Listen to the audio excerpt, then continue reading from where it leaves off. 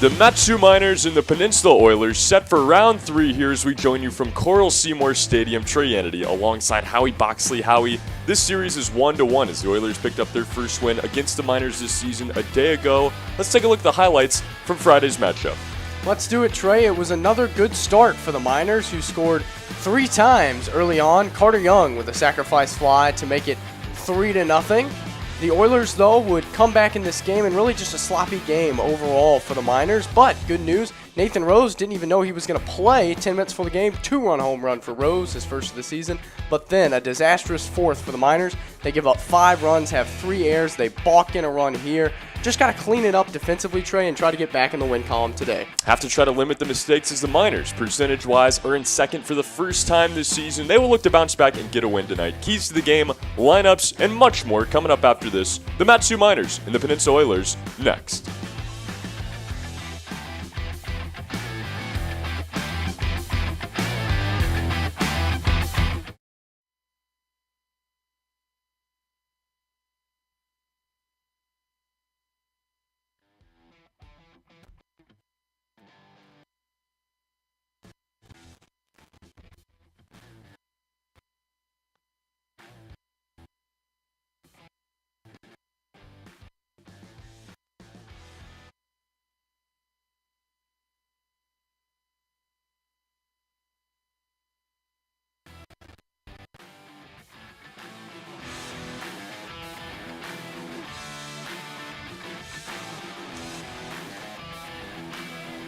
Matsu Miners Baseball is brought to you by Napa Auto Parts, Alaska Airlines, and RC Detail. It is all about the detail. Game number 3 of the Miners and the Oilers from Coral Seymour Stadium. We join you tonight as Casey Sinceri will lead it off for the Miners. Back to the leadoff role tonight for the second baseman.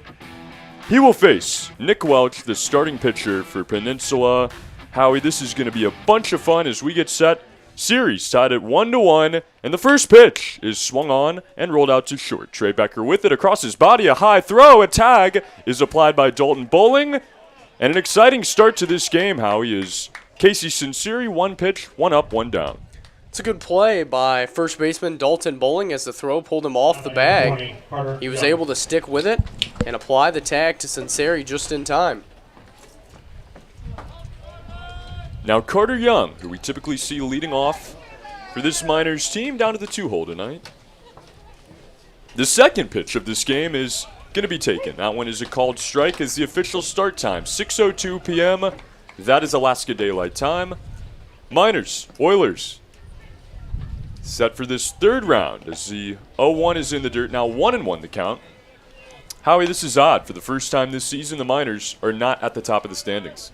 They are not, Trey, as they now trail the Glacier Pilots in win percentage. They have 2 more wins than them, but also 2 more losses. 1-1 is swung on, rolled foul to the right side. It'll be 1-2 now. They've been slumping a bit as of late, 2-5 in their last 7. The Pilots, winners of 12 of their last 14, and they've made up the gap on the Miners. Glacier Pilots in action tonight against the Chinooks in Anchorage. From the windup, the righty Welch on the 1-2. Curveball misses away. Nick Welch out of the University of California, Santa Barbara. Originally from Green Bay, California, Redmond High School. In 2022 with UC Santa Barbara, 4.67 ERA. As that one is swung on and chopped to the right side of the infield. Sakino on a weird hop mishandles it. Throw to first, not in time. As the speedy center fielder will represent the first base runner for the Miners in this game. We've seen some very odd hops in this series off the grass. That was another one to Shun Sakino, and he was unable to handle it. So in E4, that is now the 9th error of the series by both teams combined. It has been a sloppy start to this 5-game set. As now Alex Vergara, the right fielder, steps in, swings at the first pitch, rolls it to short again. Becker on to Sakino, Sakino on to first. It is in time, and that is a double play. The Miners strand a runner. We will head to the bottom of the first. They have 1 hit, but no runs. 0-0 your score. This is Matsu Miners Baseball presented by Napa Auto Parts.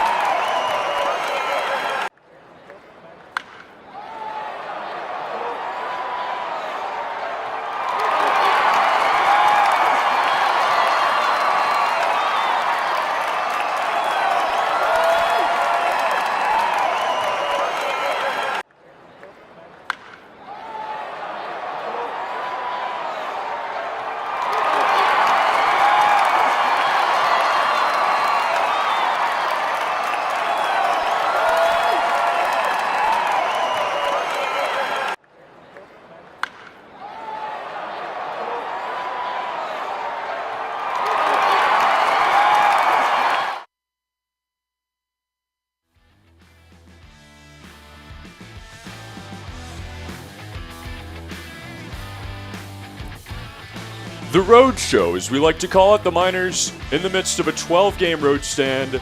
Howie, it's been fun so far, but the Miners looking to get back on track tonight. The keys to the game, presented by Napa Auto Parts. Yeah, Trey, the Miners have struggled defensively as of late. 3 errors yesterday, 5 unearned runs in a game that the Oilers scored 8 times, so play mistake-free. Try to have minimal errors and communicate on defense. We've seen a number of pop-ups that the Miners are just not communicating on. They're running into each other, so clean up the defense for the Miners. As Owen Lesh on the mound tonight, he makes his second start of the season. The first pitch is going to miss a bit low and inside. Lesh is so fun to watch. We've seen him in a middle reliever role for the most part. As the lefty gets set for the 1-0, Sakino squares around a bunt, fouls it up and out of play. Howie Sakino at the top of this lineup tonight. We've seen him in the 2-hole, see him at second base again, but while we have a moment, let's take a look at the visiting starting lineup. Not at home tonight, but the Miners' opponent, the Peninsula Oilers, what they have as the 1-1 is swung on and missed. Let's do it, Trey. Shun Sakino has been all over the place. He's at the top of the lineup, followed by Graydon West and James Shimashita. Noah Innings, Casey Burnham, Trey Becker, Jacob Shaver, Dalton Bowling, and Jerry Nix rounded out for Peninsula. As that one is swung on, chopped foul again by Sakino. It'll remain 1-2 on the second baseman. Had an error in the top of the first inning, but he was picked up as Vergara grounded into the double play. Now Owen Lesh trying to get this first out. The 1-2 again, swung on, softly lined down to left field. It drifts foul into the seats. These Oilers aren't scared to play small ball, Trey. We saw a number of bunt attempts yesterday, 2 successful sacrifices, 1 sacrifice fly. The stat that stood out to me, aside from the errors, only 1 strikeout in the game for the Oilers. As that one misses a bit inside, Sakino backs away. 2-2 now. That came on the first batter of the game. Trey Becker swung out swinging in the bottom of the first. No more strikeouts the rest of the way. The Oilers have gone 35 straight plate appearances without striking out. The scrappier the group, the less strikeouts, I think, is a typical correlation. As that one is swung on, rolled down to first. Sorelli on a knee, gets up, steps on the bag, and that is out number 1. After that battle between Lesh and Sakino. Now Graydon West. When the Miners have played clean defense, they've had success.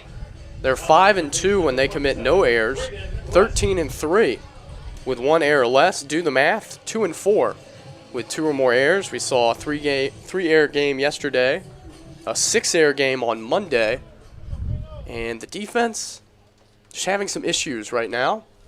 They got to clean it up tonight as West squares around a bunt. He gets this one down. Lesh is going to charge. He gives way to Lancia. Miscommunication again. And that one is going to allow another free base. Well, Howie, I think that's a bit fortuitous there. Right as we're having that conversation, more miscommunication errors and another free bag for this Oilers team.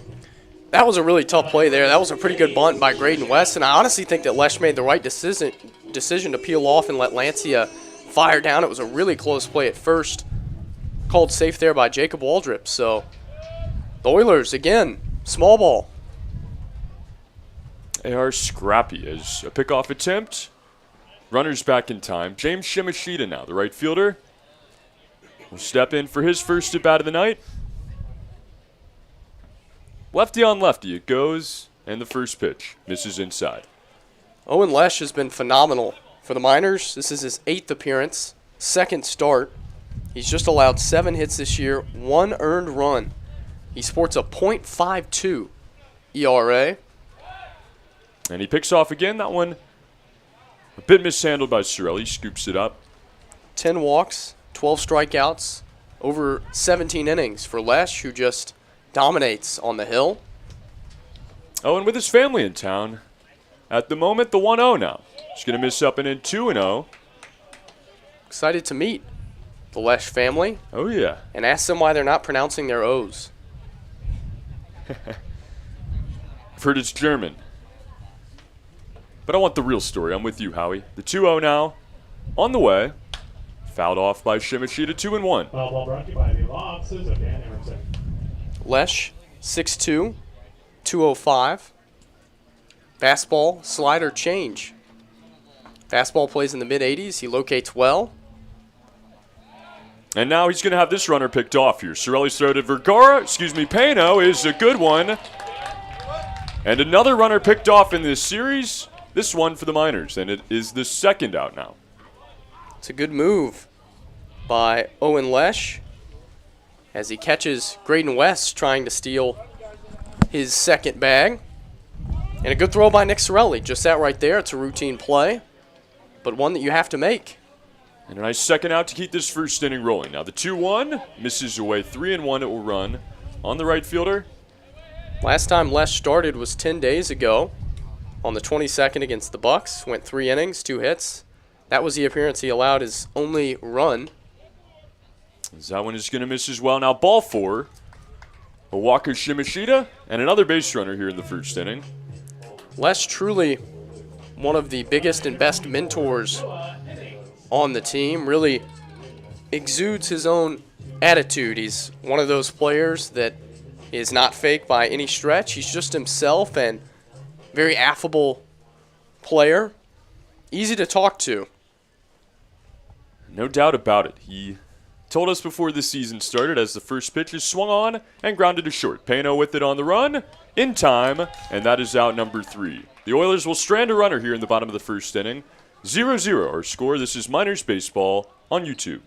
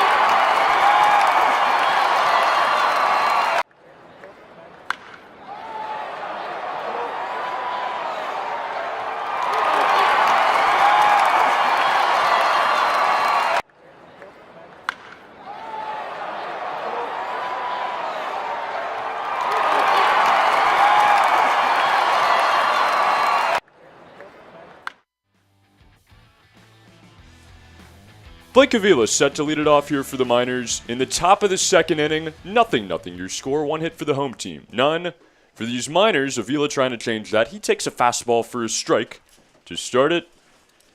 As we get into the show tonight, let us know where you're watching from. We come to you from Coral Seymour Stadium in the Peninsula of Southern Alaska here, the town of Kenai. And that one is rope foul down the right field line. It'll be 0-2 on Avila. First game in a few days for Blake Avila, who missed a couple of games with cellulitis, an infection on his leg. Had to take antibiotics for that. Bit by a mosquito. But he's back in there, and a big bat to have back for head coach Tyler LeBrun. 0-2 now. Curveball is called strike 3 on the outside corner. That one was nasty, and it is out number 1. As now, Howie, we're a bit into it. Let's take a look at the Miners starting lineup tonight. Number 12, Let's do it, Trey, as Josh Peno will bat next. He is in the 5-hole. Nick Sorelli slides down a bit. He bats 6. Steven Lancia doing the catching. Trey Triolo and Jacob Steele round out the starting 9 for the Miners. Peno a busy first on defense. Now steps in and takes a fastball away. 1-0. Good to see Blake Avila, as you said, Howie, back in the lineup tonight. He told us today that his father, Tim, was watching earlier in the week on our first game here in Kenai, as that one is fouled out of play. It'll be 1-1 on Peno. He didn't realize that Blake had gotten the cellulitis, and he was watching the show, found out through that. So sorry to scare you there, Mr. Avila. Blake is okay. He is back in the lineup tonight. Now the 1-1, a curveball misses inside. 2-1. Probably not what he was expecting when he turned on the game. His son has had a tear so far this season. 2-1 now, swing and a miss from Pano. 2-2. Off speed on the outside again there. Really nice one. Pano sports the highest average on the team for the Miners at the moment, 375. Scored 16 times. 2-2, swung on and roped as it loops foul down the line. We'll do it again. He's knocked in 13 runs, 8 doubles for Pano, which also leads the Miners. He's just been, in my opinion, the most consistent player on this Miners team. Now facing a 2-2. That one misses high. Really has been, Howie, and on both sides. Been excellent defensively. Saw it there in the first. Infield playing back on him now. The 3-2 with one out and nobody on. Swung on and sharply hit out to second. On one hop is Sakino. Plays it off the dirt. And his throw is in time for out number 2. Viewers from all over the place, Trey. California, Alaska, Missouri, and as she put it, Miss Coach Watson from Fort Worth. She says, let's go Miners. I love it. Thank you for joining us tonight, wherever you're watching from, as Nick Sorelli steps in for his first at bat, takes a big swing, and comes up with air. It is 0-1. Sorelli rides a 4-game hitting streak into this game. The 0-1 now. Swing and a miss again there. That one in the bottom half of the zone. It's strike 2. Great to see the Weems family from Farmington, Missouri. I was worried, Howie, as I saw Jacob and his family reconvene this morning. But the grandparents still tuning in. Appreciate you guys joining the show tonight, as that one is fouled into the dirt. 0-2 it will go. It will remain here on Sorelli. Howie, we saw him continue to struggle with some of the off-speed stuff. He's been getting a heavy dose of it. Change-ups down in the zone, curveballs, not very many heaters. As that one almost hits him high and in. Backs out. It'll be 1-2 now. As Alex Vergara's dad makes a great point here in the comments.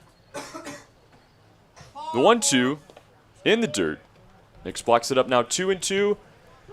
Talking about the Watson family and how kind they were to lend Coach Watson to us this summer. He has been amazing, along with Coach Dillard, Coach LeBrun as well. Big shout out to all the families that allow us to get to share this time with them. As the 2-2 now swung on, just got a piece of it to stay alive. It's really a sacrifice, Howie. Something as, young 20-year-olds that I don't think we can really understand, having to watch your husband go to Alaska for 2+ months. Big time commitment. And I know they're all excited to see how it turns out up here, as that one misses high and away. 3-2 now. It will run full on Sorelli. He's worked back from being down 0-2 on the night. As Mr. Avila is now in here. Thank you for joining us again. No cellulitis tonight. Son is okay. He is playing.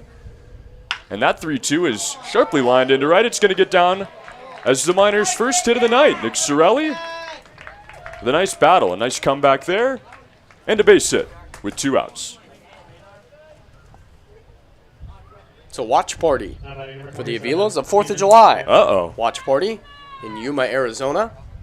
And maybe, just maybe, their son can provide the fireworks down the road. We've seen it time and time again early on in this season. Miners trying to get a party started here in Kenai. First pitch to Steven Lancia. Catching again tonight. He takes the ball. Oilers looking for their first win following a win They haven't started a winning streak yet this year, Trey. They're 0-5 following wins. Now the 1-0. Swung on, roped out to third. It's going to be West with it. On to second. The easy out there is out number 3 as the Miners strand one runner. We head to the bottom half of the second inning. 0-0 your score. Miners baseball on YouTube.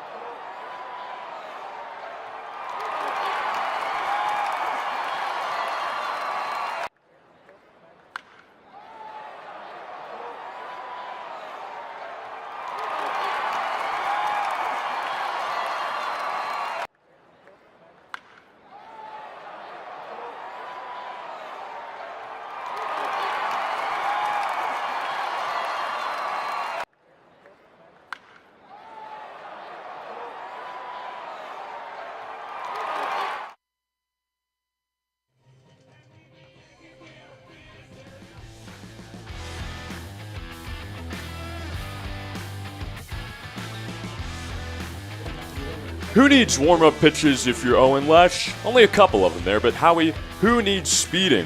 Tailgating, speeding, and darting between lanes, that's going to get you noticed. And it will get you ticketed by police. Drive sober, slow down. We want you to stop speeding before it stops you. This message is brought to you by the Alaska Highway Safety Office. As Casey Burnham, the center fielder, will step in for his first at bat of the night. 0-0 your score. First pitch misses low. 1-0 the count now on Burnham. As Jacob Steele, the third baseman, will come in on the grass to start it. And this bottom of the second inning is underway. Owen Lesh, the 2-0 will become 2-1 as that one registers on the inner half. Casey Burnham, the speedy lefty, dropped down a perfect bunt in yesterday's game as that one is rolled foul. It'll be 2-2 now. However, I don't think we can stress how important the art of bunting can be. Definitely can. We've seen the Oilers take advantage of it. 2-2, grounded out to second base. Casey Sinceri, who moves back over there tonight, fields it and makes the play for out number 1. We've seen already this year Brandon Heidel lay down a safety squeeze, which is undefendable. Name some things in baseball that are undefendable. Not very many of them. That is one of them. Score one every time if you can get it down right.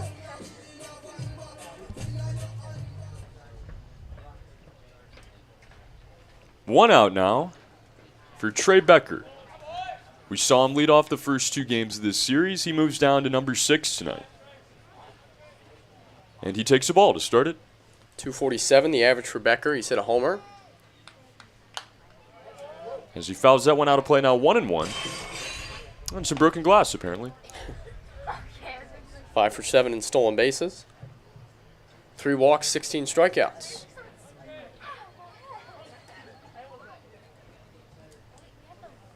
One now. Fastball up and out, 2-1. Couldn't really get to it before the end of the first inning, but just before opening day, we sat down with Owen as his 2-1 is fouled off. It'll be 2-2. Ball brought to you by Bill Parker. And he told us, I just want to do well enough to get the invite back next year. To this point, Howie, he has been one of, if not the best pitchers on this roster. I think he's probably in line for that invite.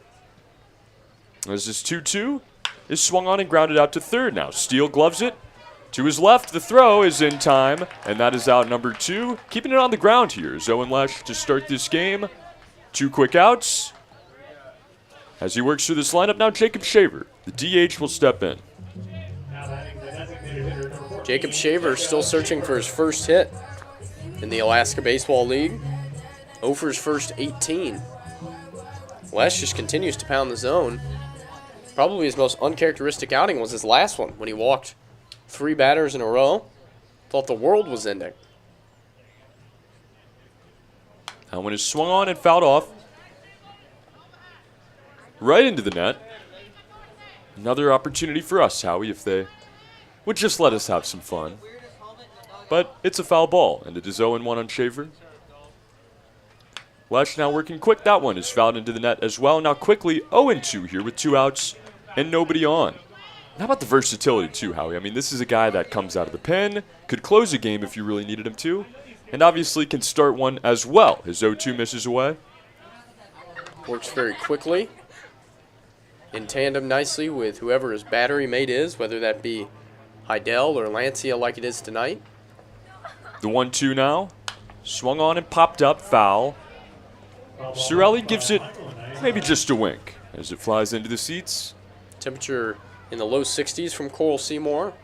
Mostly cloudy skies as the sun tries to penetrate through the layer. And now the 1-2. Shaver taps it foul. Haven't been able to complain very much about the weather recently. A lot of suspensions and shortened games early on, but Miners have been on a roll weather-wise. 1-2, fouled out of play. Well, we haven't seen our good friend Wasilla Mark, who always somehow brings that nasty weather. Billy Yates, welcome, welcome. It's Mikey time tomorrow. 2 o'clock. This is a 1-2 now. Swung on and sharply hit into right center field. This one's going to get down, and it's going to be trouble. Rolls to the wall. Shaver rounds first. He is going to head to second. A stand-up double. With 2 outs here in the bottom of the second. And a runner in scoring position now for Dalton Bowling. Jacob Shaver finally breaks through his offer with that 2-bagger. And now Lesh will have to tangle with Dalton Bowling, who went deep yesterday. 3rd home run of the year for the Oilers. Now batting number 22, Dalton Bowling. It's also becomes double-double.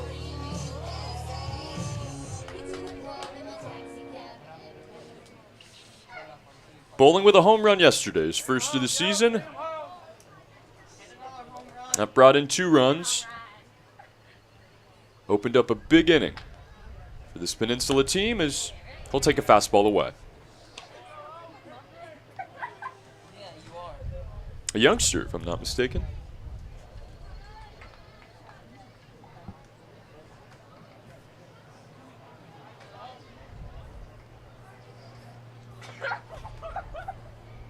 The 1-0 now, swing and a miss. High fastball there.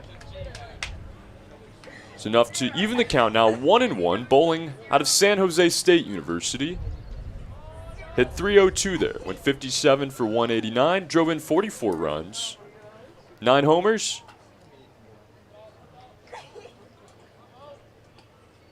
Had a great season. Originally from Fremont, California. As he takes a 1-1.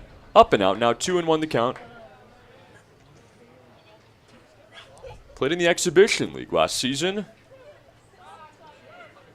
The Surrey Valley Sabres. Sabre Dogs. Rather, that's even cooler. Now the 2-1. Into the net, 2-2 it will go. What is a Sabre Dog, though? I have to ask. Must be one of those dogs that sports a lightsaber or something, right? Like Star Wars style? They can just regular sword, but I don't know how a dog would manage that. Yeah, I really have no idea. Maybe the dog from night 1. Seemed like he had a good bit of energy. As that one misses, not by much, but it will run the count full. 3-2 now. Maybe it's the dog that's brought us all these advanced analytics, the sabermetrics dog. Ah. I didn't even consider that, Howie. That's a good lead. Now the 3-2. Swung on and popped up high in the air out of play. Ball brought to you by Brendan Fry. Maybe somebody can help us out in the comments because I feel as if we're horribly misled at the moment. Yeah.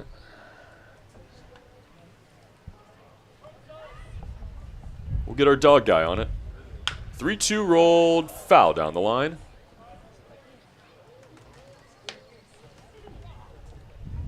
I don't see any furry friends at the ballpark quite yet. Oh, there's a Dalmatian down the left field line, but not quite as many this evening. Like you said, Howie, a beautiful night for baseball.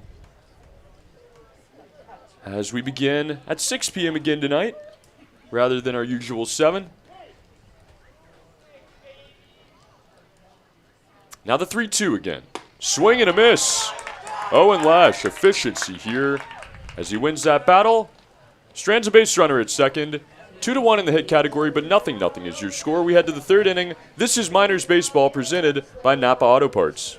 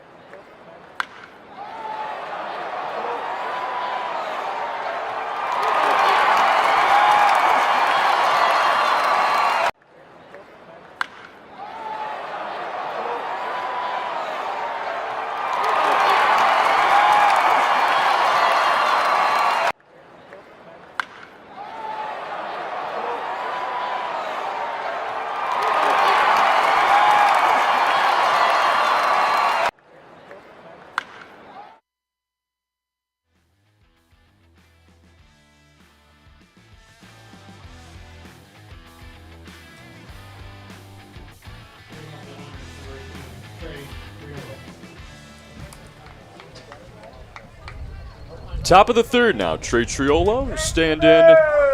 So he gets another start tonight, Howie. Great to see him in last night's game. Had a hit. Drove home a run with the sac fly as well, as the first pitch is swung on and grounded out into left field through the 6 hole. A base hit for Trey Triolo and a hot start to this 3rd inning for the Miners. Triolo's bat coming around. Another hit for him. Now has 6 of them on the year. And as we roll over into this 3rd inning, we have to continue our conversation as we have been given clarification now. The Sabre Dogs, not exactly what we were thinking, Howie. It is a fighter jet. I think Carrie Bowling, the mom of Dalton Bowling, has provided us with some excellent information, but that's going to have to wait. A bunt is placed down perfectly by Jacob Steele just out front of the plate. Jerry Nix, the catcher, fields it. His only play will be at first as Trey Triolo moves up to second. That is small ball. That is the 9-hole hitter Steele, now the top of the lineup. And Casey Sinceri with a runner in scoring position and 1 out. Couple of sacrifices on the year now for Steele, who knows how to lay down a bunt. Does so many things right. His family gets to watch him for the first time in Alaska. And now Sinceri. First pitch, fastball, misses inside 1-0. Welch has looked good so far. This is his 2nd start of the year. Sports a 4.50 ERA coming in. Fastball, curveball change for Welch. Down 1-0. Now even, as a swing and a miss there on the curveball, 1-1.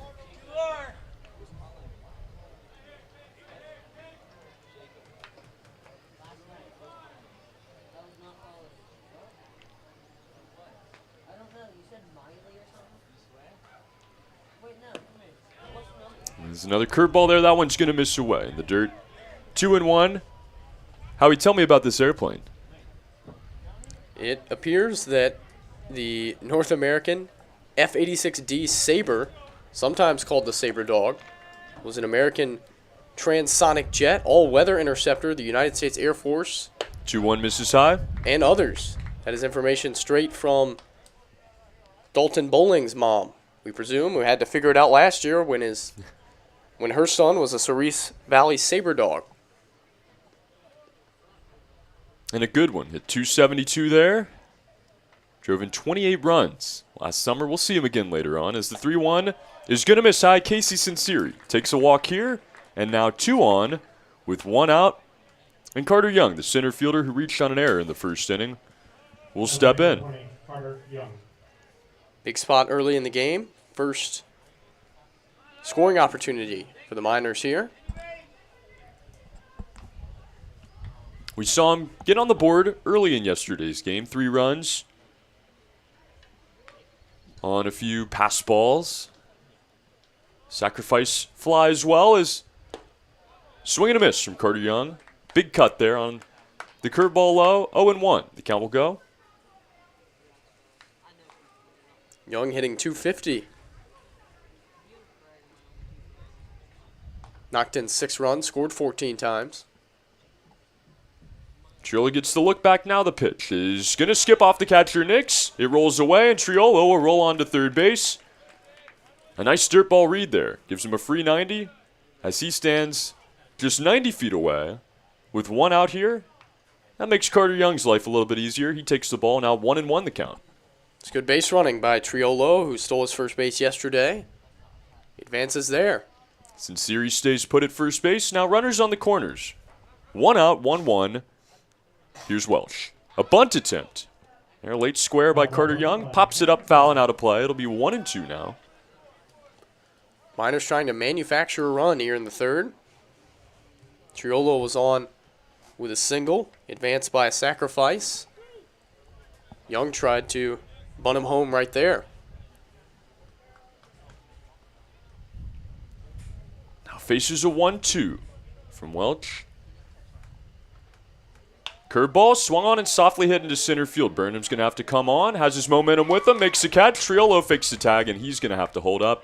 Would have been dangerous as that ball wasn't hit too deep into center field. Carter Young, a nice attempt. But no cigar, and now 2 outs. With runners on the corners for Alex Vergara. Now batting number 17, Alex Vergara. Vergara, hottest hitter on the Miners team, an 8-game hitting streak now for Alex, who's pushed his average up to 250 coming in. It's been unbelievable with 2 outs and runners in scoring position. Trying to deliver here in the third as the first pitch misses away. Scooped up by Nix. Appeal down to first. He did not. Talked to Coach Watson before the game. He said really the only difference in Vergara is his confidence level. It's really high right now, and the results have followed. Sometimes you just need to see 1 or 2 find some green grass. This one swung on and driven high and deep in the air to left field on a line. It loops. It is foul. That one got out quickly. A laser beam down the left field line. It would have been gone if it was fair, but it was not. And it is strike number 1 there. That was close. I believe you could see Kyle Watson looking over to his dugout and signaling that the correct call was made by Palmer.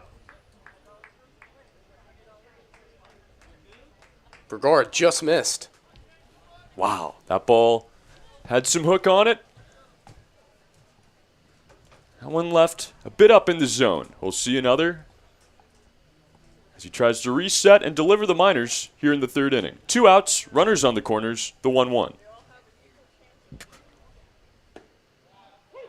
Curveball is called strike 2.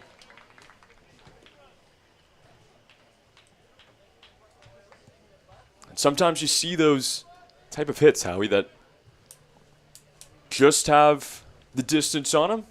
That one would have gotten out of here lightning quick, but it doesn't. 1-2, sawed off Down the third baseline, a foul ball. We'll do the 1-2 again.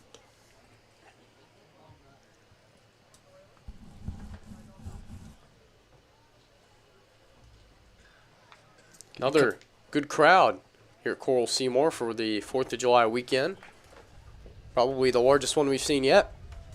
Yeah, starting to fill up as we get into the weekend. The 1-2 again. That one misses inside. Sinceri is going to have no trouble taking second base. A nice jump there. Another stolen bag for these Miners. And now 2 in scoring position with 2 outs and a 2-2 count. 5th stolen base for Sinceri, as Nix thought that was good enough for strike 3. But I think a smart spot to run with a 1-2 count. Worst case scenario, he gets thrown out. Vergara would come up to start the inning with a fresh count in the 4th. It works out. And now the 2-2. Pokes out at foul. Out of play. Nice battle here between Alex Vergara and Nick Welsh. Vergara has seen all of Welch's pitches. Just needs to straighten one out. 2-2 is the count. There are runners on second and third base, and 2 outs. For the scalding hot Alex Vergara. Here's Welch. Swung on and driven up the middle. It is going to get past the glove of the shortstop Becker into center field. 1 run is going to come into the score. Throw to the plate, not in time. Sinceri will as well. 2-0 Miners. As Alex Vergara has delivered here yet again. It's another 2-strike, 2-out hit for Alex, and a huge one as he puts the Miners up here in the 3rd. A nice effort there by Trey Becker, the shortstop. Not enough. The 3rd hit of the game for the Miners. And the first 2 runs are in. Blake Avila will get his 2nd at bat as he re-enters this lineup tonight. Vergara on first, 2 outs. Here's Welch again from the stretch. Swung on and softly hit into right center field. Coming on is Shimashita. He is going to make the catch for out number 3. Alex Vergara does it again. A 2-out base knock has given the Miners a 2-0 lead. We head to the bottom of the 3rd. This is Matsu Miners Baseball, presented by Napa Auto Parts.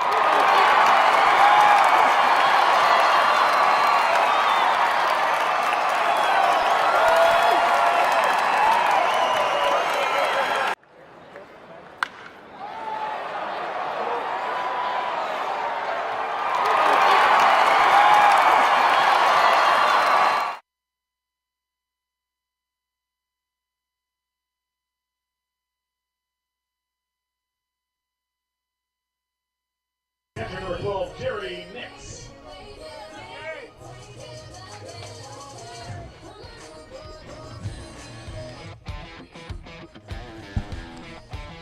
The Miners take a 2-0 lead off the bat of Alex Vergara as we get set for the bottom of the 3rd inning. Jerry Nix will step in as the 9-hole hitter takes his first at bat of the night. Owen Lesh in his 3rd inning of work. Spikes that one. It'll be 1-0.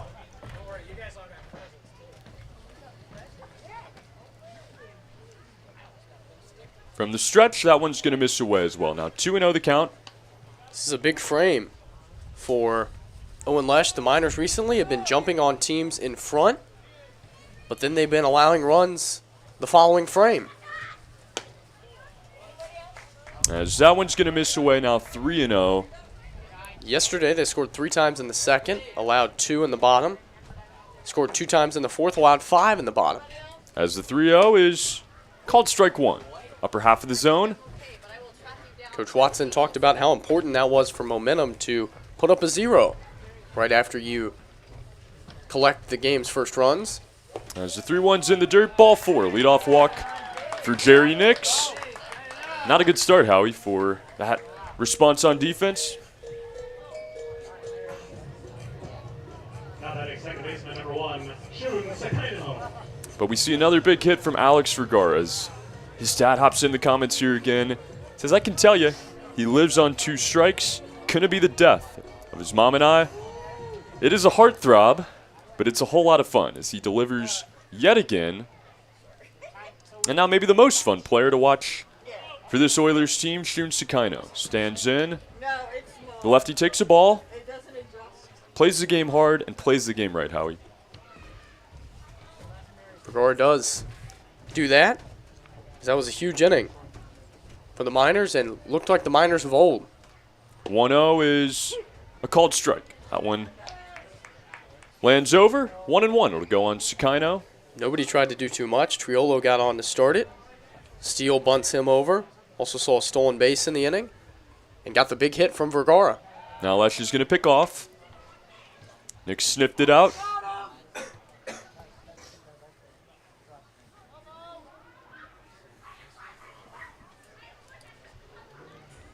Now the Miners trying to protect that lead. The 1-1 is over on the outside corner. Strike number 2. Another fist pump strike call tonight. We'll live. Would you expect anything less from the Dennis Rodman of the ABL? As a pickoff attempt, over to first, not in time. No, I wouldn't. Might be my favorite nickname in the ABL. Self-imposed. Well, he picked a good one. And now the 1-2. Curveball swung on. Sakaino fouls it to the left side, out of play. Great correctional center. Come join the team. Who would be the Scottie Pippen then? I don't know. And of course, who's the Michael Jordan? As that one is swung on and chopped out to first. Nick Cirelli with it. On to Pano at second base. That's the only play they're going to have as they get the force out there. 3-6. It will go. They gun down the lead runner. And now with 1 out, Sakaino will stand on first base. And Graydon West will get his second at bat of the night. Trey, you're already seeing early on Lesh inducing a ton of ground balls, and they're being fielded cleanly, which is what we came to expect from the Miners. Until they had struggled as of late, each infielder has had a chance at least 1 ground ball.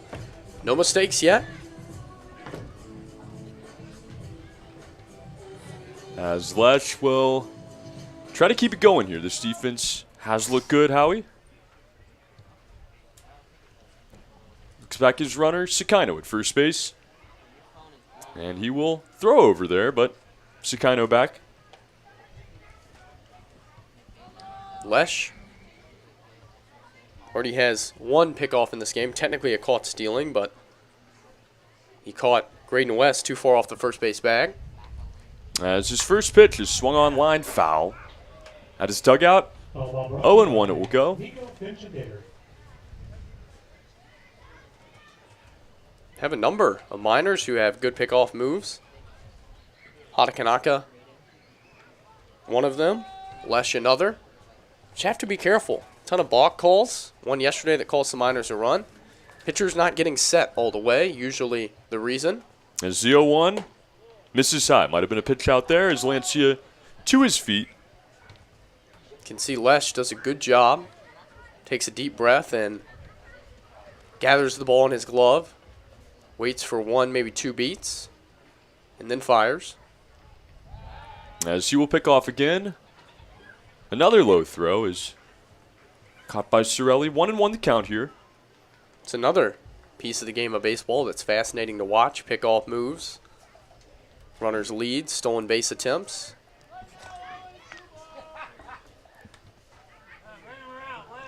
As the 1-1 now is swung on and off the end of the bat, into the dirt. Behind home plate, it is 1-2. And Graydon West, the batter, was already picked off in this game.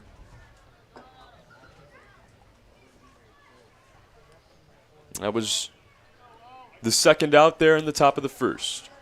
Really Nice move from Lesh on that one, and just builds confidence for these guys. 1-2, misses high. I think the summer is kind of your playground. It's where you're able to feel more relaxed, feel more comfortable,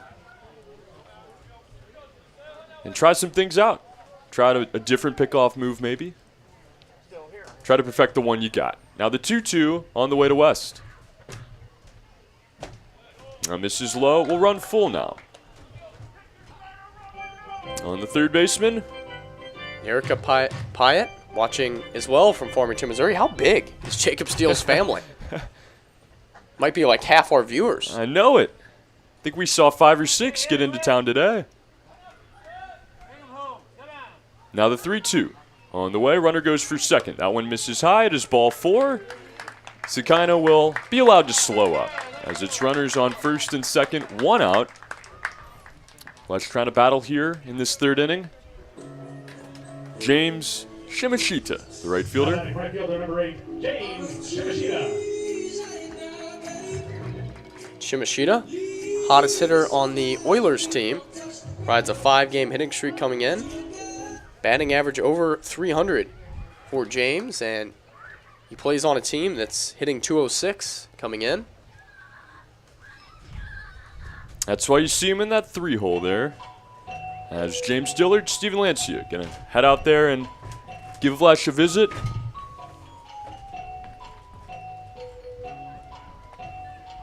Lesh, 3 more walks in this game. He's gotten a number of ground outs. In fact, that's all his outs besides 1 strikeout of bowling. Pitches to the ground balls. It's usually pretty successful. Yeah.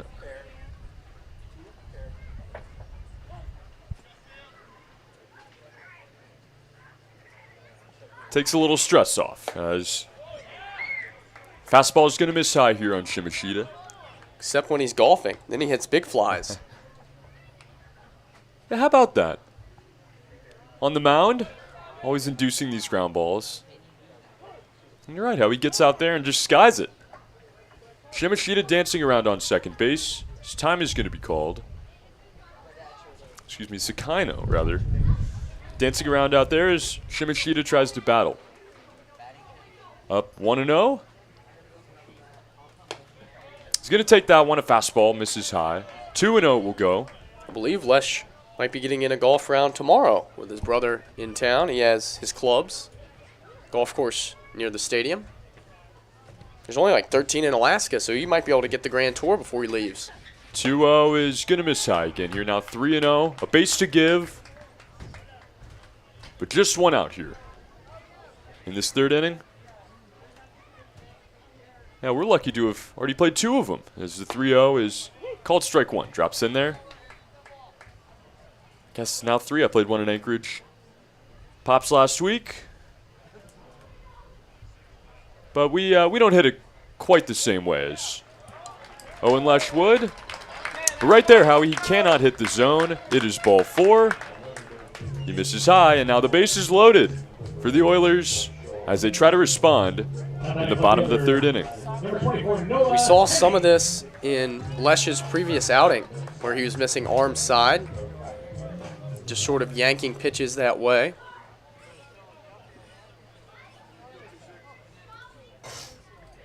Innings, a ground out to Pano in the first inning. He bats with 1 out and the bases loaded. 2-0 Miners. They try to protect it here. The first pitch misses low. Innings out of Colorado State, Pueblo. Originally from Draper, Utah. Big hitter here, Howie. 356 was his average this past season at CSUP. Time is called by Hennings. This inning really grinding the game to a halt. Lesh working more slowly. A lot of time calls at the plate. He delivers now. That one, fastball that misses a bit high. It'll run 2-0 on Hennings. Before the game, I saw Chandler David lose the best 2 out of 3 at rock, paper, scissors. Had to give away a baseball to a young man in the seats. As the 2-0, that's a called strike now, 2-1. I see him running around with a souvenir now. Good to know that Chandler's a man of his word. Bases loaded. Bottom of the third here as the Oilers trying to get some runs on the board in this game. A 2-1 count for Innings. Swings at this one, pops it up. That'll drift out of play. 2-2. Ball brought to you by Gary and Sharon Hale. Miners in their camo uniforms again. These are the ones that we will see on July 4th. 2-2. Curveball misses high. Now 3-2 the count. It will run full here with 1 out. Let's see if Owen Lesh has a magic tack in him. He has a jam to work out of. Bases loaded and 1 out. The 3-2. Swung on and roped down the third base line. Foul. Past Kevin Clancy will do the 3-2 again.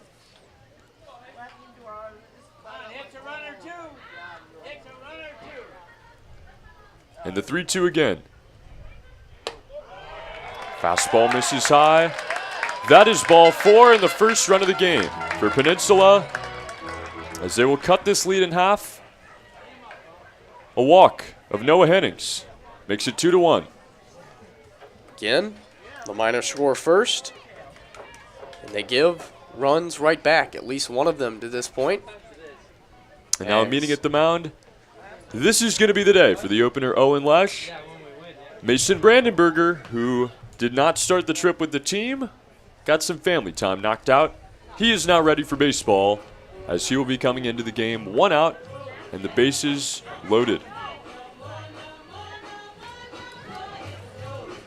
This is going to be a big spot for Mason Brandenberger to come in, as the Oilers threaten to tie or take the lead here in the third. They still have bases loaded and 1 out. Brandenberger making his 8th appearance. He's allowed 16 hits, 11 runs, 10 of them earned, 3 doubles. Walked 2, struck out 18. It's a 9-1 strikeout to walk ratio. 5.29 the ERA for Brandenberger, who's pitched in 17 innings. We saw Brandenberger start the game 5 days ago against the Glacier Pilots. Gave up 5 runs, 4 of them earned. In a loss for the Miners, 8-5. Sidearm motion for Brandenberger. Miners, number 5, Mason Brandenberger. He gets back on the mound here for the Miners. Fastball, slider, changeup, the arsenal for Brandenberger. Attends school at Temple College. Originally from Clifton, Texas. A 3.22 ERA this year at Temple. Just over 36 innings. Walked 14, struck out 25. 20-year-old. 5'11", 165, the billing on Brandenberger, who comes in a big mess. Yep. Another tremendous lefty out of the bullpen.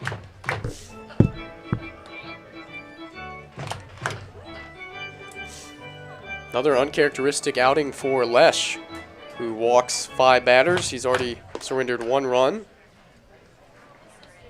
Struck out 1. First strikeout for the Oilers since the first batter of yesterday's game. Number 4, Casey Burnham.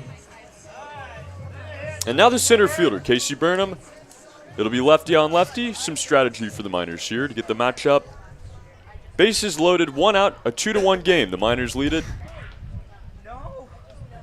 Brandenberger now in the game, trying to keep it right there. The first pitch. Misses away. Burnham for a split second. Squared around to bunt.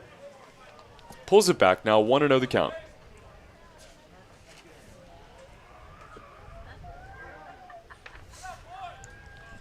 The 1-0.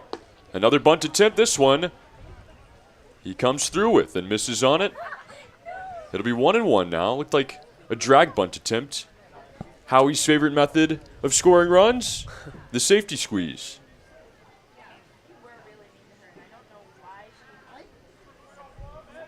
He's lost his surprise factor, though, which makes it even more difficult. 1-1, he's going to try to swing away. Well, not quite yet. but gives us that impression as he keeps the bat on the shoulder. That pitch misses, though, low and away. Now 2-1 the count. Maybe has the trickery back up his sleeve. That he waited on it, swings at that one, though, and fouls it down the line. Out of play. It'll be 2-2 as Brandenburger works back. Sun is out now, Trey. Turned into a beautiful evening. Yeah, gorgeous. Here, Coral Seymour. And now the 2-2. Burnham just gets a piece of it. He stays alive. Oilers just don't strike out very much. They prolong at bats. They take their walks. Most of them can lay down a bunt. And it's resulted in a win for them yesterday. They're 1-3 against the Miners this year, but they played them in a couple of one-run games. The 2-2 again. Swing and a miss. That one low and inside, but Burnham pulls the trigger on it. And that is a big out number 2 here as Brandenburger comes in the game and gets a strikeout in a big spot. Trey Becker. Now Trey Becker trying to keep it going for the Oilers here in the bottom of the third. 2-1 Miners. Bags full of Oilers, but now 2 outs. As the righty steps in for his second at bat of the night, a ground out to Jacob Steele in the second inning. The first pitch. Fastball misses away.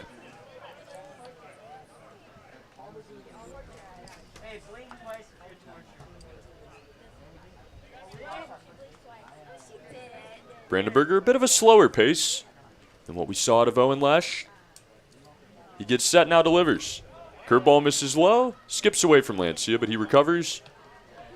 And that'll make it 2-0 here on Becker.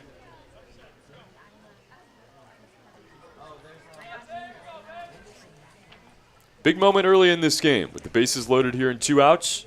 Already 1 run in on a bases loaded walk. And now the 2-0. In there for strike 1. Becker 0 for 7 in the series at this point. He gets moved down 5 spots in the lineup today.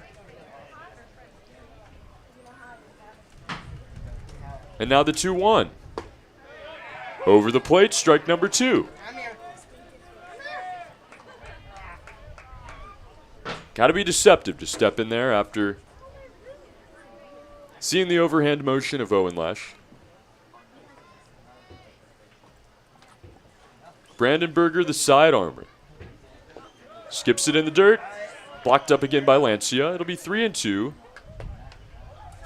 And now the runners will go with 3 balls and 2 strikes and 2 outs. Bases loaded. 2-1 Miners. An important pitch here in the bottom of the third. Brandenburger from the stretch. He is set and now delivers. Swung on and poked down the first base line. Sorelli with it. He will field and step on the base for out number 3. Mason Brandenburger, call him Houdini here in the third inning as he works out of the jam and keeps this game at 2-1. We head to the 4th. Miners up here in Coral Seymour.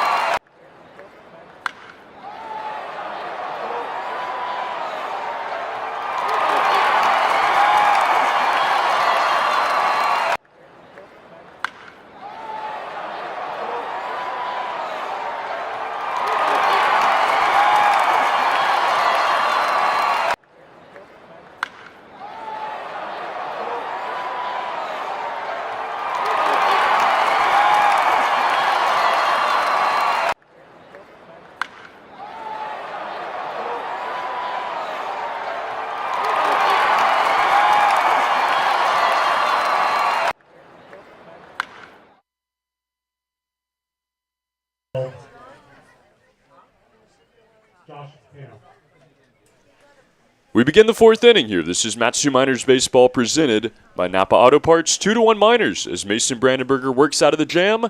As I will now turn it over to Howie Boxley for the middle innings of tonight's game. Thanks so much, Trey, as Josh Pano takes a hammer curve high for ball one. Pano grounded out to second, back in the second. Miners lead by 1. Good job by Brandenburger. As Pano spins out of the way of that one. Came in with the bases loaded, 1 out. Strikeout and a ground out.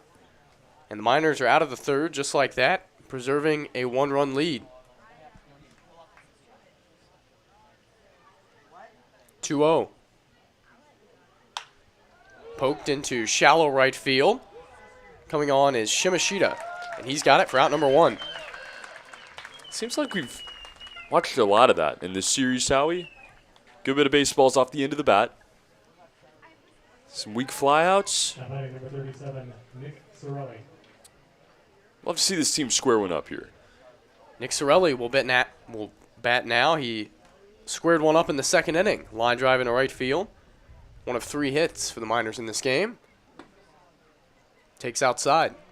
I think you got to love Mason Brandenburger in the role that he was placed in today by head coach Tyler LeBrun. 1-0 pitch. Tipped into the mitt of Nix. Strike 1 on Sorelli. We've seen him start a few games, but truly I think a really good second reliever, especially on a day where you have an opener, as he can be really effective through the lineup one time. 1-1. Swing and a miss on an off-speed pitch that dove into the dirt. Get a different arm angle going from Lesh to Brandenburger. And he's able to get you out of a huge mess in the third. I like it, and I love the transition from a guy that goes over the top to the sidearm. Just really watches that one bounce up there. A few times this year we've seen the staff go Brandenburger and then Elmore, or maybe Hatakanaka, Elmore, Brandenburger, some combination 2 out of 3 get in the same game. Love seeing them spaced out. It allows you kind of mix the arm slots around a bit. 2-2. On the ground, out to short. Trey Becker charges that. Fires across, 2 up, 2 down here in the fourth. Yeah, sun really starting to come out here. Heat things up a bit. We'll heat up these bats some. Now batting number 27, Steven Lancia. Steven Lancia, the batter now. 5-game hitting streak for Steven. Entering this Saturday night game, July 2nd. If you can believe it. Nick Welch into the windup, the first pitch. On the ground, back out to Becker. He charges this one, gloves it, fires across, in time. 1-2-3 inning for Nick Welch. Off to the bottom of the fourth. Miners 2, Oilers 1. Matsu Miners Baseball on YouTube, presented by Napa Auto Parts.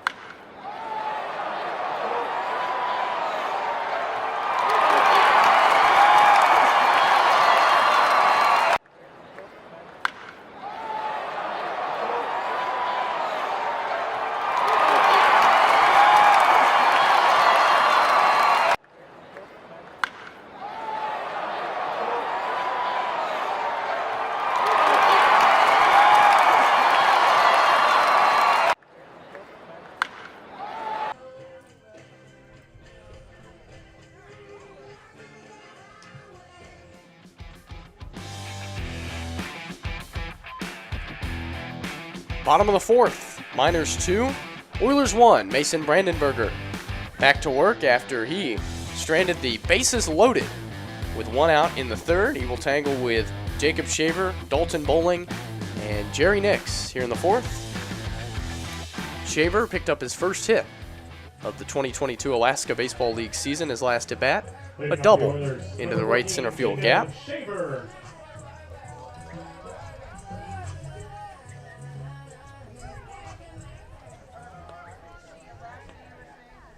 Shaver attends the University of Richmond, originally from Riverton, Utah. First pitch.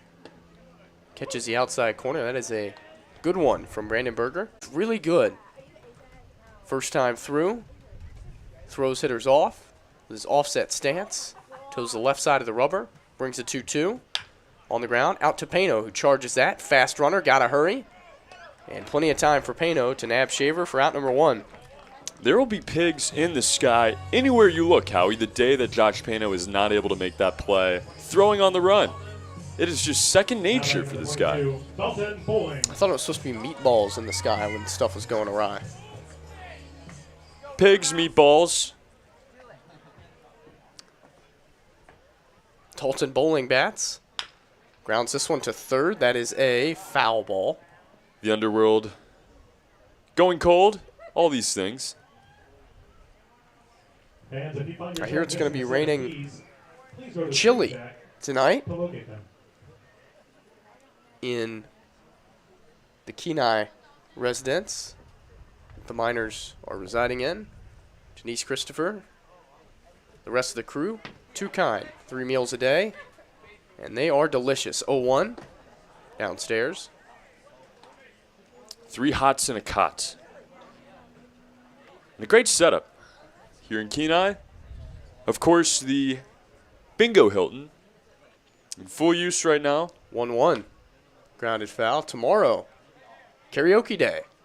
After the game, Miners tradition, freshmen, local players will skid it out, sing it out. 2 per group. Make sure to capture that and deliver it in some form to you all. 1-2. Downstairs, 2 balls and 2 strikes. Yeah, it's going to be a lot of fun, and just the freshmen have to do the karaoke. It's not everybody on the team, but a lot of time is put into the organization of this event. 2-2 outside, 3-2.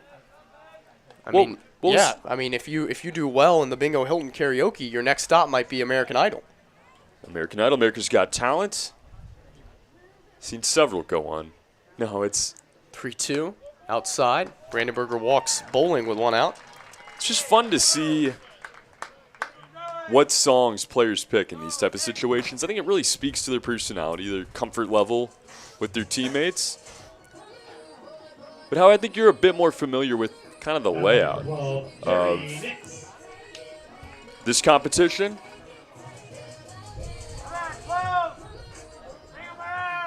Nick Sorelli, kind of the ringleader here. Jerry Nix bats now. Swing and a miss. Runner goes for second. He's going to be caught now, but the ball is off Casey Sunseri's glove. And Bowling is able to retreat to first. That was awkward.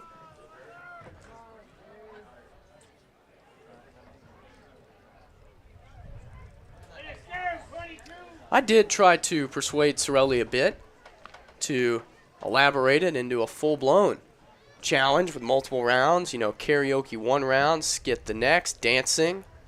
0-1. Grounded foul. You got to go full bracket style with it to find the true minor. Does this determine the most minor? Who has the most grit, you know? Going to be a fun day for these youngsters. I think Jacob Steele, R.J. Elmore, Steven Lancia, a few off the top of the head there. Pick off attempt here, and Bowling back in safely.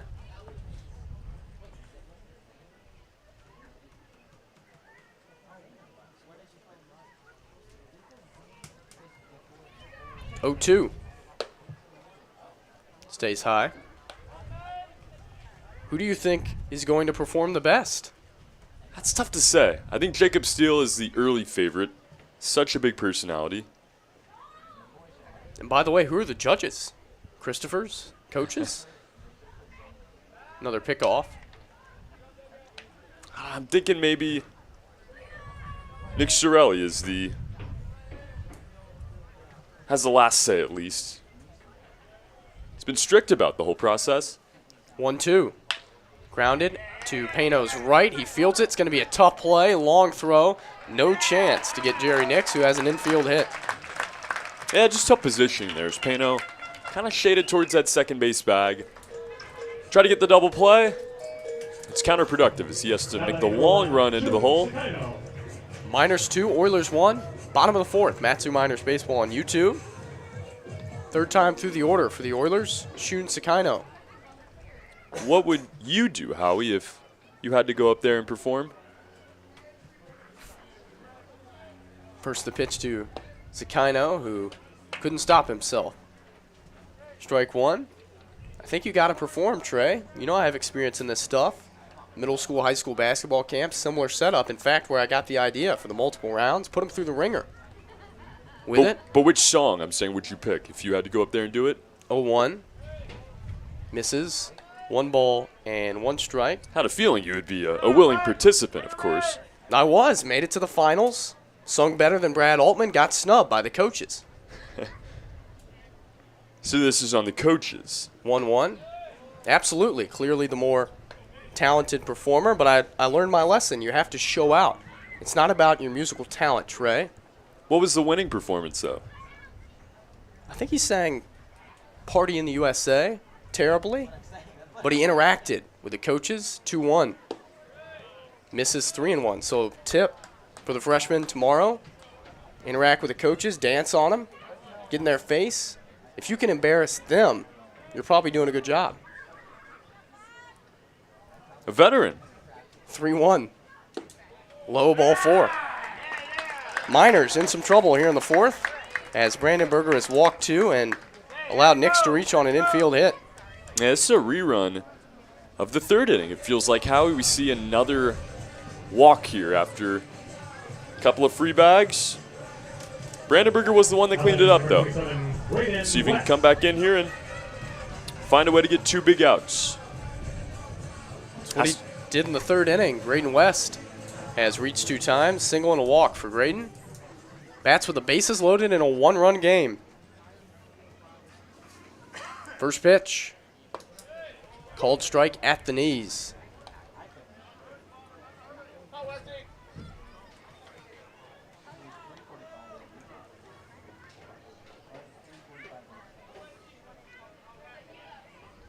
Oh, 1. Another good pitch. This one off speed. Nails the outside corner for strike 2. West digs back into the right-handed batter's box. Lefty Brandenburger stares him down. Sets at the belt. Fires. Chopped softly. Out to Pano. That's going to be another tough play. And there's going to be no play. Some tough luck for Mason Brandenburger here in the 4th inning. 2 infield hits. This one by West ties the game at 2.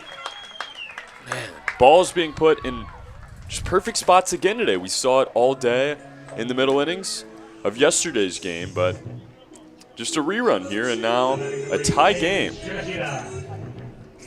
Dalton Bowling scores the game-tying run. Base is still loaded, still 1 out for James Shimashita, who's walked twice. Pitch. Good one. And now a very dangerous part of this lineup. Shimashita has had the hot hand. Innings to follow. Sorelli plays even with a bag. And another called strike. Brandenburger getting ahead of West, now Shimashita.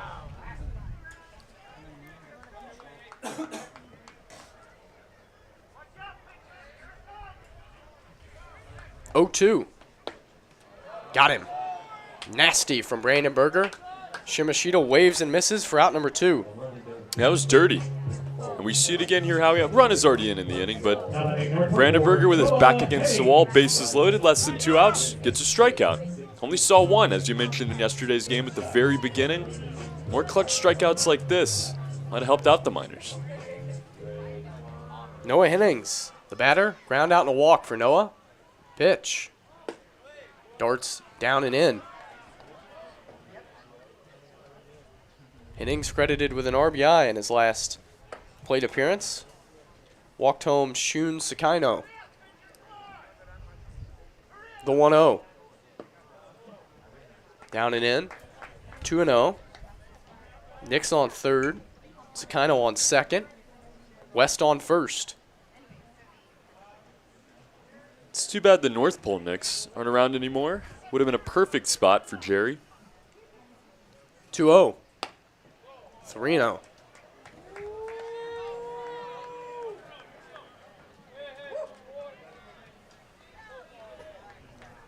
Be surprised if Noah Hennings thinks about offering at this pitch. 3-0. Outside, Brandenburger loses Hennings, who walks in his second run of the game. 3-2 Oilers. You just cannot walk in runs, Howie. We've seen 2 in the inning. Excuse me, 2 in the game. Now 2 over the last 2 innings. And after you battle back to get the strikeout there, you put yourself in position to get out of it. Got to finish it off. It's another lead surrendered by the Miners. As Casey Burnham watches that one bounce up there for ball 1. Another one before the 6th inning. That's right. If the Miners lead after 6, they've won every time. Having trouble early on in these games, though. 1-0. Swing and a miss. Miners have been ahead in 4 consecutive games. They've lost 3 of them. 1-1. Here's a strike. And the pressure only builds as you get further into games like these. You know how many mistakes you've made. You know that the whole team isn't playing on the same page. How do you bring it together and respond to this? 1-2. Grounded out to Pano. This should be an easier play for him. He shovel flips to second, where Casey Senseri fields it and steps on the bag for out number 3. The Oilers score 2 times on 2 hits, 3 walks, 3 men left. We're through 4 complete. Oilers 3, Miners 2. Matsu Miners Baseball on YouTube, presented by Napa Auto Parts.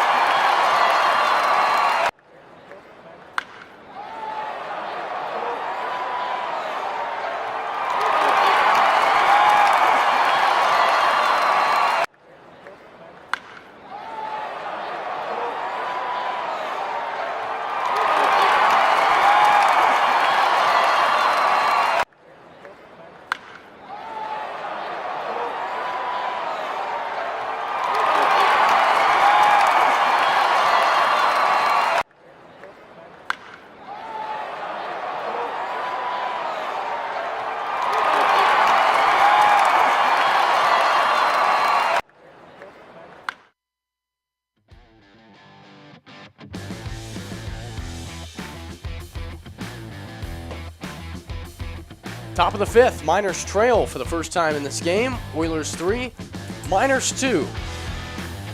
Nick Welch back to work. Will face Trey Triolo. Pitch. Up and away. Triolo picked up a hit. His first time up.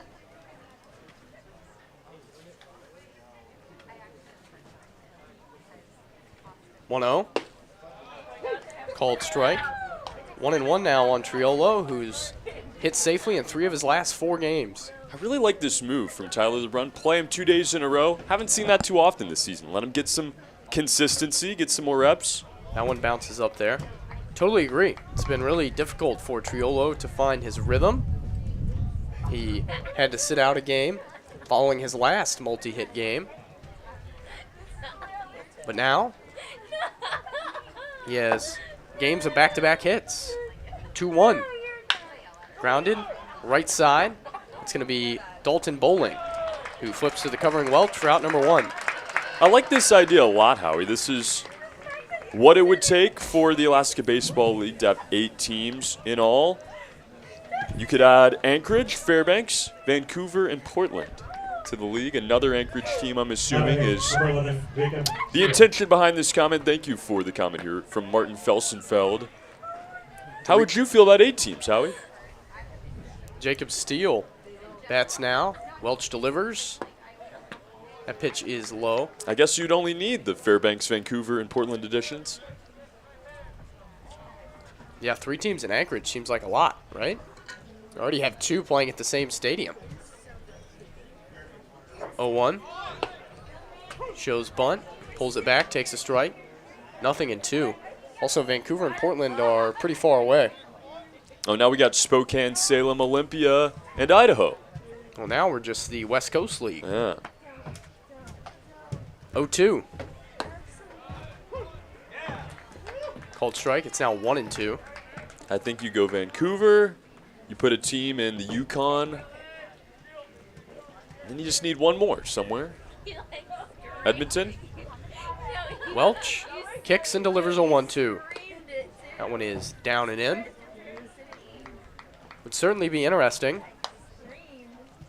Financially, not sure. Travel-wise, not sure. Could be fun. You could throw in a team in Wasilla, right across the river there in the Matsu Valley. 2-2. Big swing and a miss as Steele goes to a knee.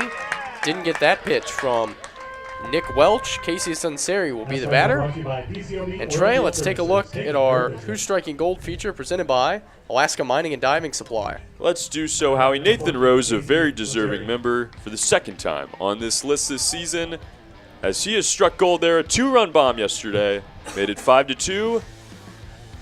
Nathan Rose has struck gold on this Saturday.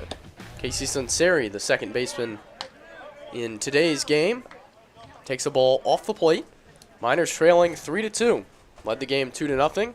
Surrendered runs in the last 2 frames. 1-0 from Welch. Driven into center field. That's going to send Burnham back. He'll have plenty of room to make the catch to retire the side. Another 1-2-3 inning for Nick Welch, who set down 7 Miners in a row. To the bottom of the 5th. Oilers 3, Miners 2. Matsu Miners Baseball on YouTube, presented by Napa Auto Parts.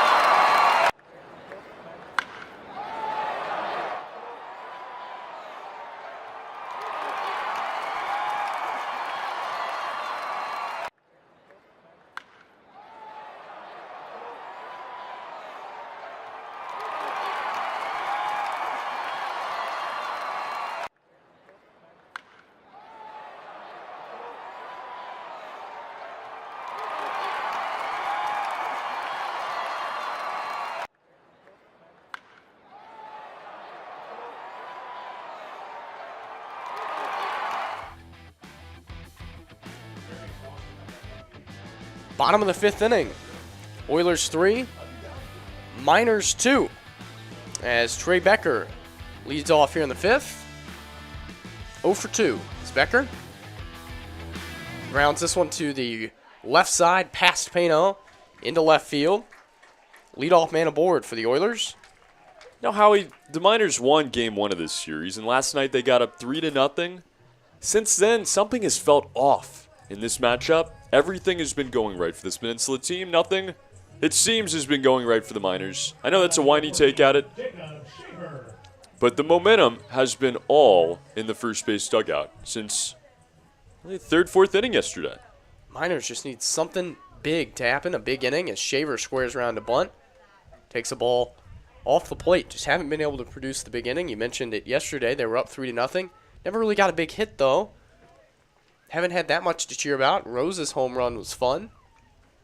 But the Oilers keep battling back in the series as Becker's back in with a dive. It's a scrappy team.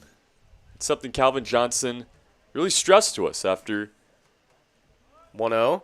It's another bunt attempt. It's a good one. Brandenburger has it. Only plays to first. Successful sacrifice for Shaver. Becker in scoring position with 1 out. Well, and that's how it's done right there. Perfectly executed. That's something this team does very well, which is slept on part of winning baseball games. But Calvin Johnson, the commentator in Chugiak, told us this group is never going to give up. We were up 2 runs in the 9th. Found a way to battle back. They won that game in extra innings. Since then, their seasons began to turn around. And when you're playing the first place team, now second place team percentage-wise, big to get these wins. Dalton Bowling bats and takes a ball high. That's now the 4th sacrifice bunt for the Oilers in the series. They also have a sacrifice fly. Doing the little things. Series tied at 1 right now. 5-gamer that will go through Monday. 1-0. Driven out of play by Bowling, who hit a home run yesterday. And his mom is a jet expert, which is helpful. Yes, thank you, Mrs. Bowling. You learn something new every day. We got Saber Dogs under the belt now. Bowling waves his bat through the zone and awaits a 1-1. Off the plate. I'm glad we didn't have to make any more guesses on what that could be. Mark Kreisen talking about President Trudeau in Canada will not allow having a team. I'm not sure about that, but he said there used to be 2 teams in Fairbanks and technically 3 in Anchorage with Chugiak in the borough. 2-1. That one misses 3 balls and a strike. Didn't know the Prime Minister of Canada got to decide what happened with the Alaska Baseball League. It's pretty impressive. Serious matters, Howie. The first thing on his desk. 3-1 to Bowling. Popped up out of play. It's now 3-2. Foul ball brought to you by Don Miller.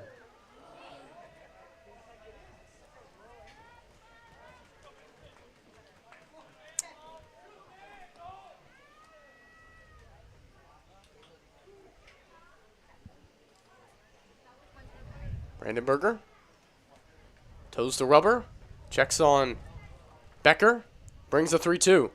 Swing and a miss. Bowling fan, 3rd strikeout for Brandenburger, 2 down now in the 5th. Brandenburger not really getting himself into a jam like we saw the last 2 innings, but has had back against the wall stuff. Shortens up his stance a little bit as he goes from the stretch primarily, almost exclusively, but just kind of keeps it simple here to start this inning. Bounces back from the hit. Daniel Frake warming up in the Miners' pen. Jerry Nix bats with a runner on second and 2 outs. Watches that one drop in for strike 1. The bunt by Shaver, that's instant pressure on Brandenburger for 2 batters. If he surrenders another hit, the Oilers likely lead by 2.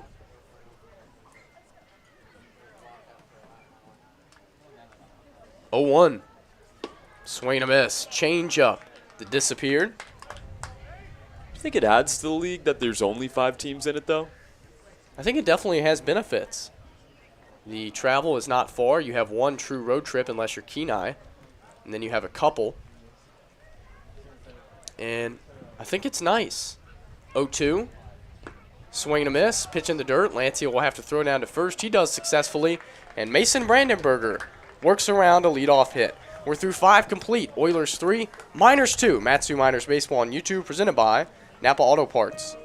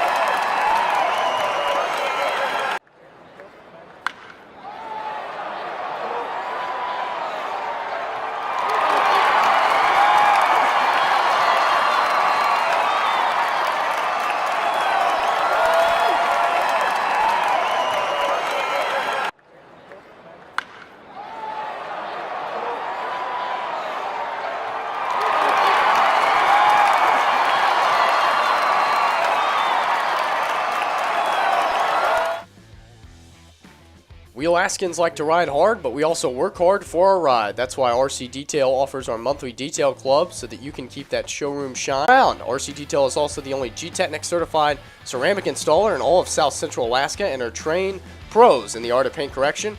Go to rc-detail.com to learn more because your vehicle deserves the best. RC Details, it's all about the details as Carter Young lines this one on one hop to Shun Sakaino. He flips over for out number one. The details right now are this, Trey. 8 in a row. Retired by Nick Welch. Oilers lead 3-2. This game has had a different kind of feel to it, Howie. Miners took a lead again and surrendered it again. And like we saw yesterday, they've been shut out after giving it up. Alex Vergara has been the spark plug, driven in 2 more today, and he ropes this one down the left field line foul. Everything that he's hitting is loud. Yeah, it really is. And just to see him get up there again today, maybe not have that instant success like we've seen in the last few games. Grounded into a double play in his first at bat, comes back, resets, completely forgets about it, and brings home those 2 runs. 0-1, swing and a miss, off speed. Gets Vergara to swing through it for strike number 2. 9-game hitting streak for Vergara now. Another 2-strike, 2-out hit back in the 3rd. The Oilers, though, have crawled back. Lead by 1 in the 6th. The 0-2. Skips up there.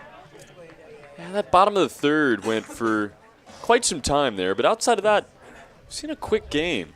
Now in the 6th inning, we saw the Miners swing at the first pitch of the game, hit it in play. We saw the same in the 3rd.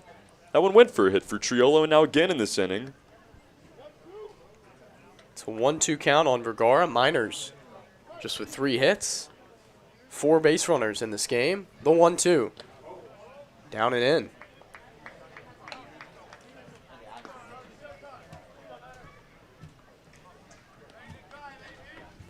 Suspect we will see Daniel Frake in the bottom of the 6th. He's no longer throwing, probably loosened and ready to go. The 2-2. Drops in just high. Palmer not giving Welch that curveball.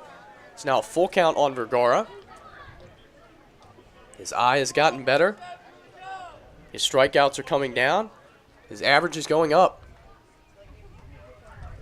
Payoff. Hit hard, out to short. Becker to his right, backhands that. Slings it across. 9 up, 9 down for Welch. This is a bullpen we didn't talk much about coming into the series. How we didn't really know much about him. I'd only seen this Oilers team a few times before making the road trip, but they have been unbelievable in this series. The reason that it's tied 1-1. Blake Avila in his return to the lineup so far, 0 for 2. Oilers staff has held the Miners to just 10 runs as we press on 2 2/3 of a game.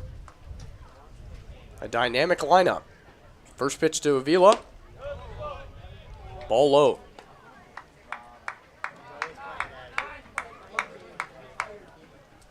Blake Avila leads the team in home runs with 4. RBIs with 17. Batting .328 coming into play today. The 1-0. Fouled. Be so big for the Miners to come back and win this game. At this point in the season, Howie, they're still trying to find out what their identity is going to be down the stretch. They had such a hot start. They looked unbeatable. They've hit the skids a bit now. Had a 6-game winning streak to start the season. 7-game winning streak as well. Now 2-5 in their last 7. Avila swings and misses. 2 strikes now on Blake, as Nick Welch is just locked in right now. His fastball is playing. His changeup is disappearing. And he's throwing that curveball every now and again, threatening to retire his 10th man in a row. And they've seen ace after ace. Zach Philos, Nico Zeglin. Some great bullpens now as well. 1-2. Misses away, 2 balls and 2 strikes. Welch trying to pitch through his 6th inning in this game. As Avila takes his practice cuts outside the batter's box. Taps the plate once, Throws the bat over his left shoulder and awaits a 2-2. Out of play. Miners just trying to grind out some more at-bats. Need some base runners, need a big hit. So they've just fallen into ruts in the heart of these games here lately. Haven't seen an offensive explosion in a while. 10 runs against the Bucks 6 days ago, I believe. 2-2. Tipped into the mitt of Jerry Nix. How about the outing by Nick Welch? They're not even going to need the bullpen here, Howie. He's retired 10 men in a row as we're through 5.5 innings. Oilers 3, Miners 2. Matsu Miners Baseball on YouTube, presented by Napa Auto Parts.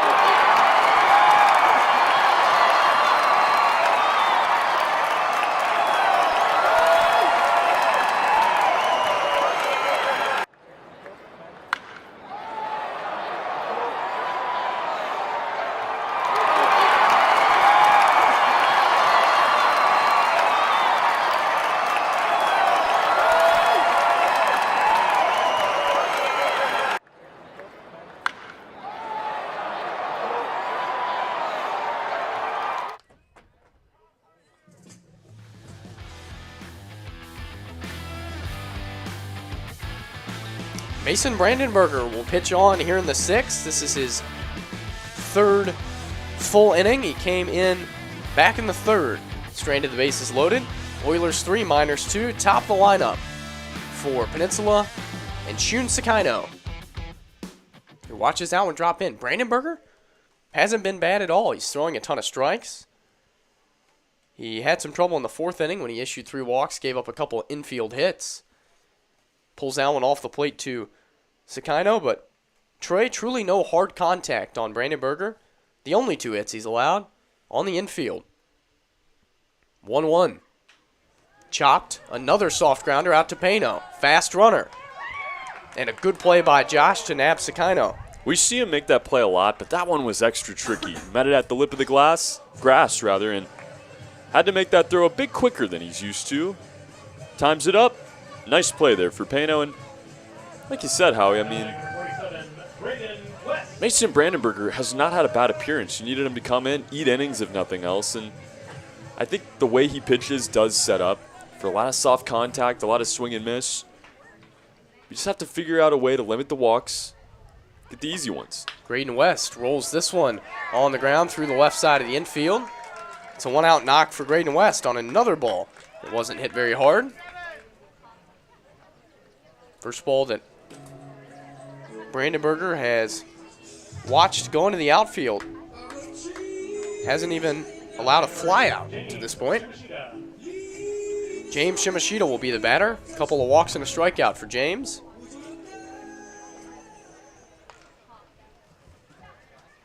Miners have been stifled by the right-hander Nick Welch, who set down 10 in a row.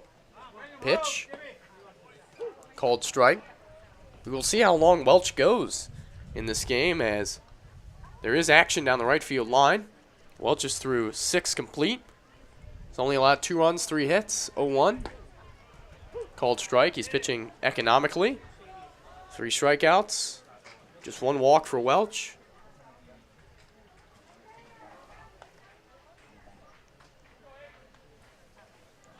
Oh-2. Check swing. And Shimashita able to stop himself.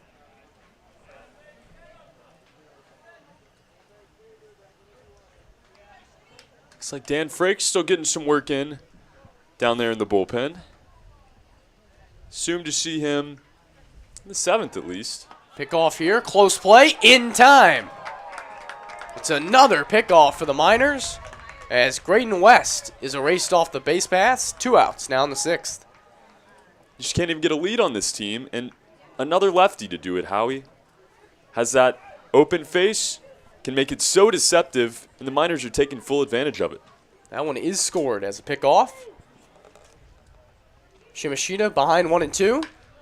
Rolls this one out to Sorelli. Big hop over his glove. Wow.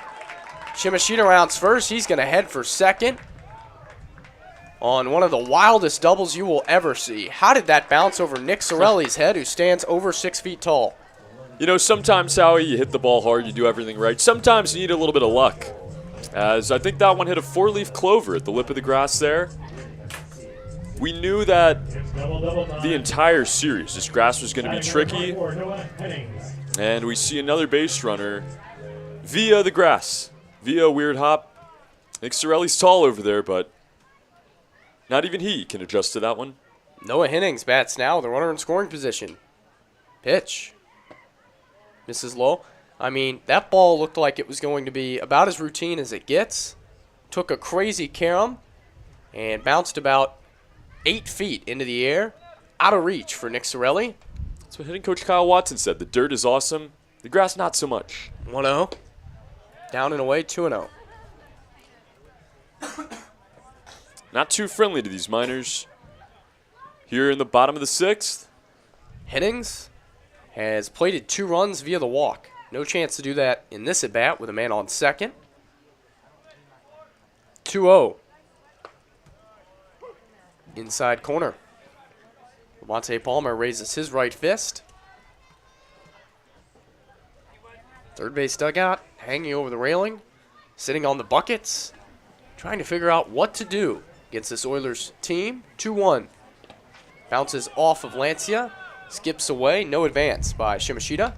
And after last night's game, they gathered around here at the ballpark, around the Vans, and had a long discussion about what it's going to take to reset. They know what they're capable of. They know that these are games they can win. Got to get your wins against the teams that you're supposed to handle your business against. Getting road wins isn't easy. 3-1. Called strike. Miners playing in their 10th road game of the year. They've had 13 home games, 6-3 on the road, 9-4 at home, and some hair pulling by their general manager these last few games. Well, and you know, one thing that they said, just flush it. Don't think about these games. Don't think about the losses. Think about that winning baseball. 3-2. On the ground. Off the mound. Weird hop. Pano can't glove that. Runner's going to try to come home. Sunseri's going to throw. Shimashita in a rundown now. Lancia is going to tag him out. Wow. Shimashita out 6-4-2 to end the 6th. Oilers 3. Miners 2. Matsu Miners Baseball on YouTube, presented by Napa Auto Parts.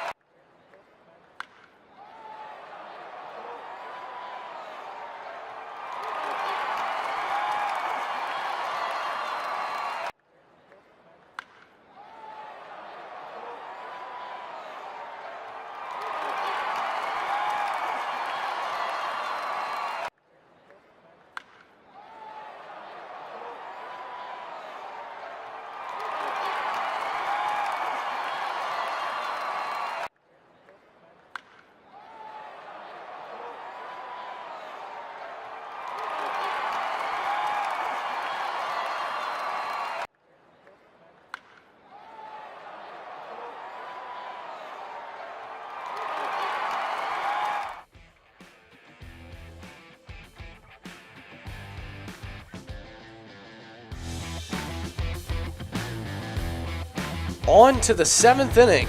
Oilers 3, Miners 2, and a happy third base dugout as Nick Welch is out of the game. Here to tell you about the new arm, Stray Yanity.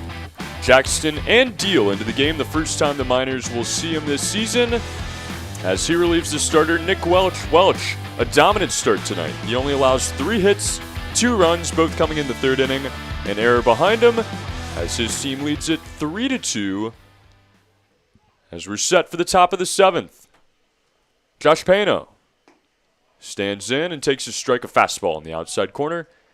Pano struggled with that baseball at the end of the inning, but how it still resulted in a weird, crazy out for the Miners. As the 0-1 swung on and softly ground deep in the hole at short. We'll call it left field as that one slips through the 6th hole. A base hit for Josh Pano to lead off the 7th. This is what the Miners needed to try to come back in this game. Still down, just a run.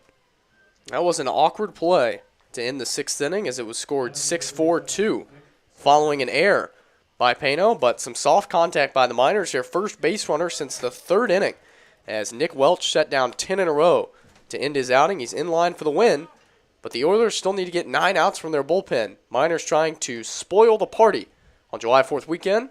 They just didn't want you to call for any Miners base runners. Pano sticks his leg out as Sorelli squares around a bunt. He pops it up right back to the pitcher.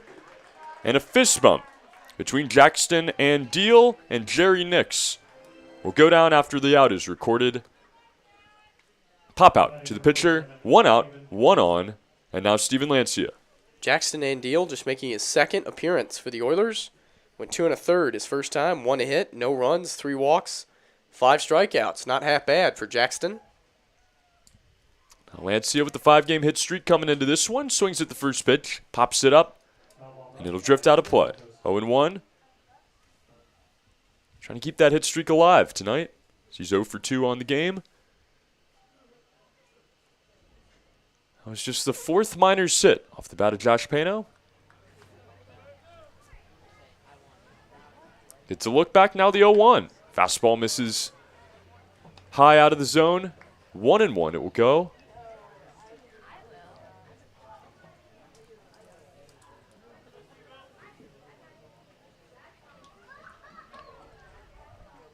From the stretch, and Deal the 1-1. Skips it in the dirt. Nix loses it for a moment, but recovers and finds it to keep Pano at first base. Now 2-1 the count.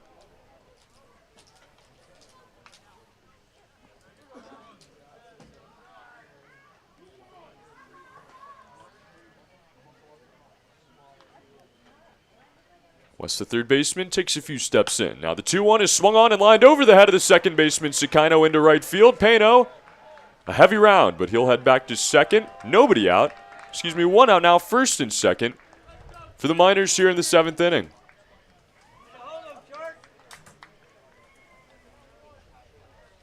And Trey Triolo already has a hit in this game. Will stand in for his 3rd at bat of the night. Steven Lancia making 6 games now on the hitting streak.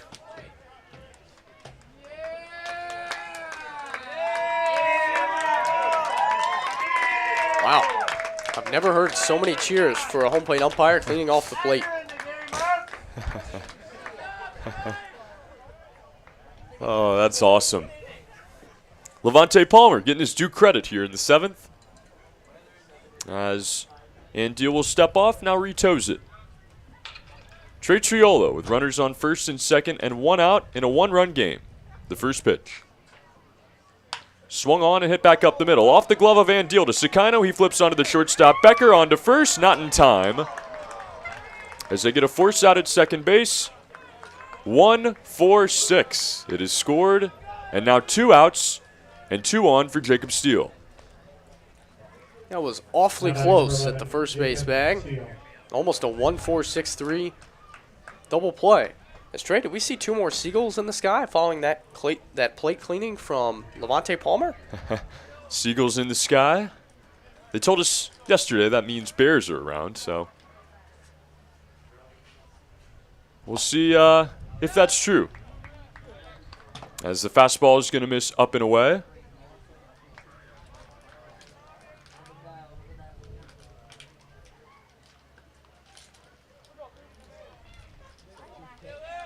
The 1-0 now. In the dirt, 2-0.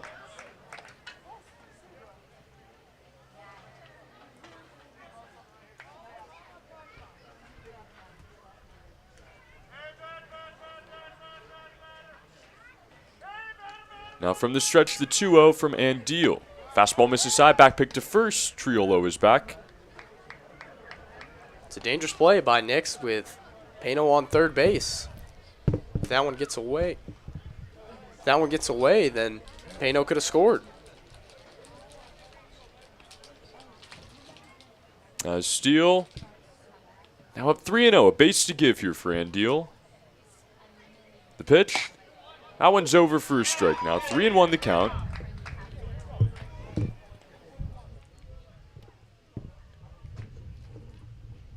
Casey Sinceri, the leadoff hitter, will stand on deck as the 3-1. In there for strike 2, he's going to have to wait a moment. Jacob Steele, some of the lowest strikeout numbers on this minors team.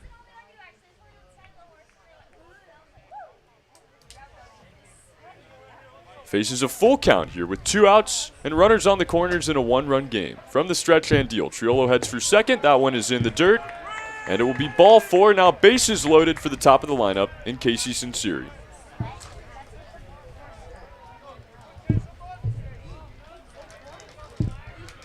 How about number 14, Casey Sinceri?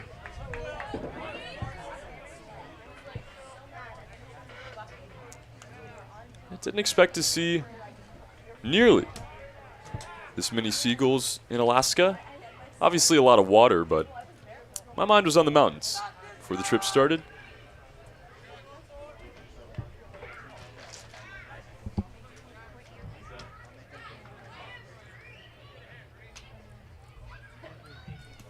First pitch to Sinceri. Thinks about it, but he lays off, and a fastball hits on the outside corner. Yeah, good point made next door. You head to the local grocery store, throw out any kind of food. Some French fries.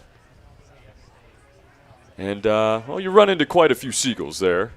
Only a couple here at the ballpark as the 0-1 is going to miss away now. 1-1 the count.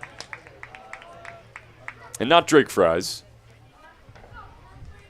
Although they might like him just the same. I don't know. Bases loaded. 1-1 the count on Sinceri with 2 outs here in the 7th. The pitch. Fastball called strike 2.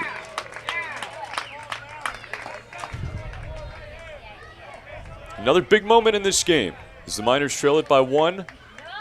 They've had their struggles offensively, but coming back alive here in the 7th, trying to tie this game.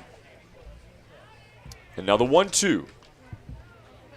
Swung on and rolled out to second. Sakino on 2 hops, fields it. His throw is clean. And the Oilers are going to get out of this. It will go to the bottom of the 7th. 3-2. Peninsula on top of the Miners. This is Matsu Baseball on YouTube. Ladies and gentlemen, it's bottom of the 7th. You know what time it is. Stand up, stretch it out, and do a little singing.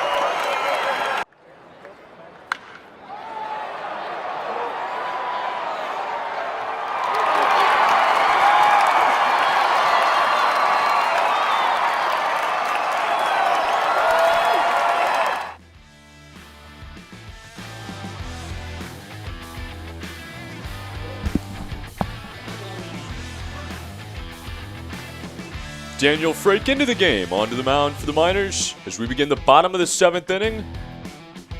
Making his 9th appearance of the season, the first pitch to Casey Burnham, the center fielder, is fouled off into the net. Seen a lot of Daniel as the season has gone on. It's been enjoyable as he has only allowed 11 hits and 3 runs. That one's called strike 2 on the inner half. 9 strikeouts to 4 walks. 1.88 ERA, 1-1. On the year with a save as well. That one misses inside to send him 1-2. Another chance for the Miners. They couldn't capitalize on it. Left the bases loaded. So 1-2. Fastball misses away. Now 2-2 the count. Steve Lindsay joining for a moment, letting us know the Pilots lead the Chinooks by 1 early. As that curveball is spun in the dirt. 3-2. It'll run full after Burnham went down 0-2. Of course, that game started an hour later than this one. As that one's going to miss away, and Frake is going to lose him here. With nobody out, a base runner. As we begin the bottom of the 7th inning. I'm going to bring up Trey Becker. Now batting number 10, Trey Becker.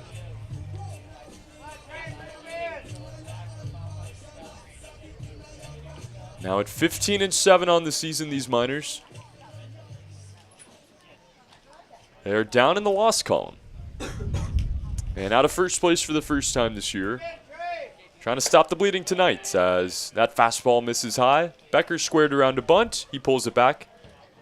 Now they're going to say he went. A break here for Daniel Frake, and now 0-1 the count as Jacob Steele, the third baseman, will come in after seeing the attempt. About 3 feet inside the grass perimeter of this infield. And now the 0-1. Becker, no attempt to bunt. He takes a curveball away, 1-1.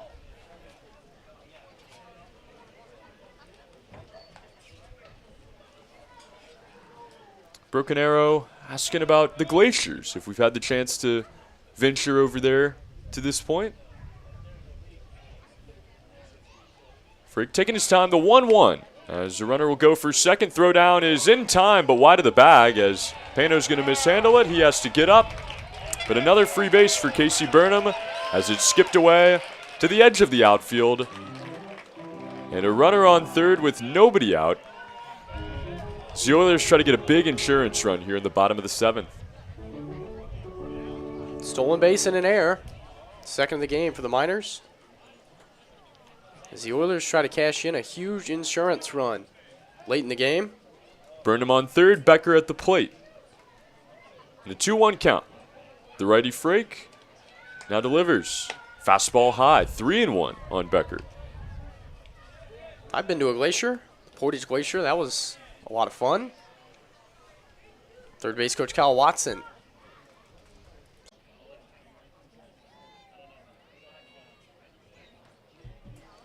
Might have lost you there for a moment. Battling the Wi-Fi here on the Peninsula, but we are back. And so is Daniel Frake with the 0-1 to Jacob Shaver. That is fouled down the line now, 0-2. Ball brought to you by Wild Bill and Angie. Runner still at third base. 3-2 is your score as the Oilers lead the Miners.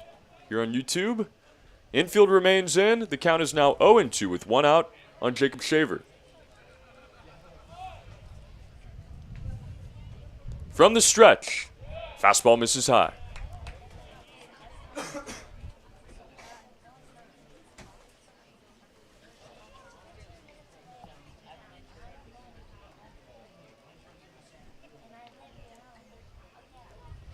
And now the 1-2, swung on, poked in the air. Will drift out of play. We'll do the 1-2 again.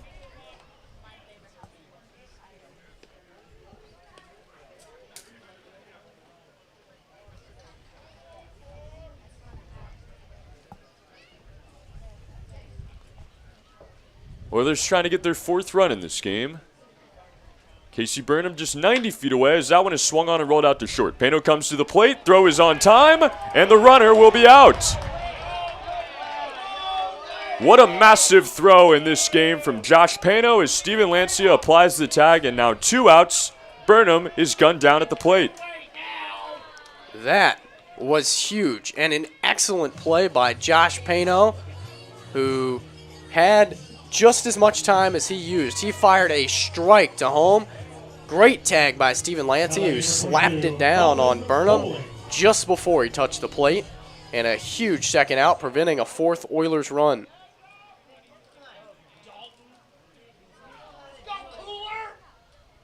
As the first pitch now to Bowling is swung on and popped up. That'll drift out of play. And now just a runner on first base with 2 outs. You said it, Howie, it was bang bang there at the plate. But an excellent job by these Miners to keep it at 3-2. Levante Palmer all over it, in position.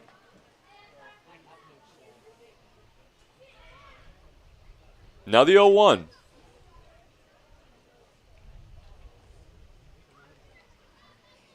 Swing and a miss. 0-2. Frake, 1 strike away from working out of this jam.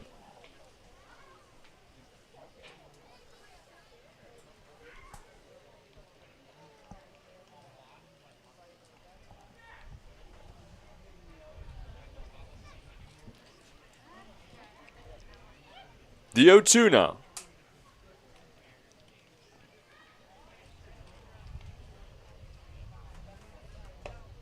Curveball misses away. It'll be 1-2. Frick taking his time. So Miners will need at least 1 run to tie this game. They have 6 outs to do so. Let's see if Frick can get him to the 8th inning. Now the 1-2. Swung on and popped up. This one behind home plate. Lancia back to the screen. It is going to drift to the first row of the seats. And we'll do the 1-2 again. That was about as close as it gets as it skimmed the net on the way back down on the opposite side of the netting from the field of play. And 4 pitchers that are not on duty tonight. 3 for Peninsula. Rhett McCafferty for the Miners. Nobody making an attempt at that baseball. Got to get some pop-up practice, boys. Guess that's why they're pitchers. The 1-2. Swung on and driven high and deep in the air to left center field. It is Carter Young with a beat on it. He is going to get there and make the catch for out number 3 as the Miners escape a big jam here in the bottom of the 7th to keep this game at just 1 run. We'll return for the 8th. This is Miners Baseball, presented by Napa Auto Parts.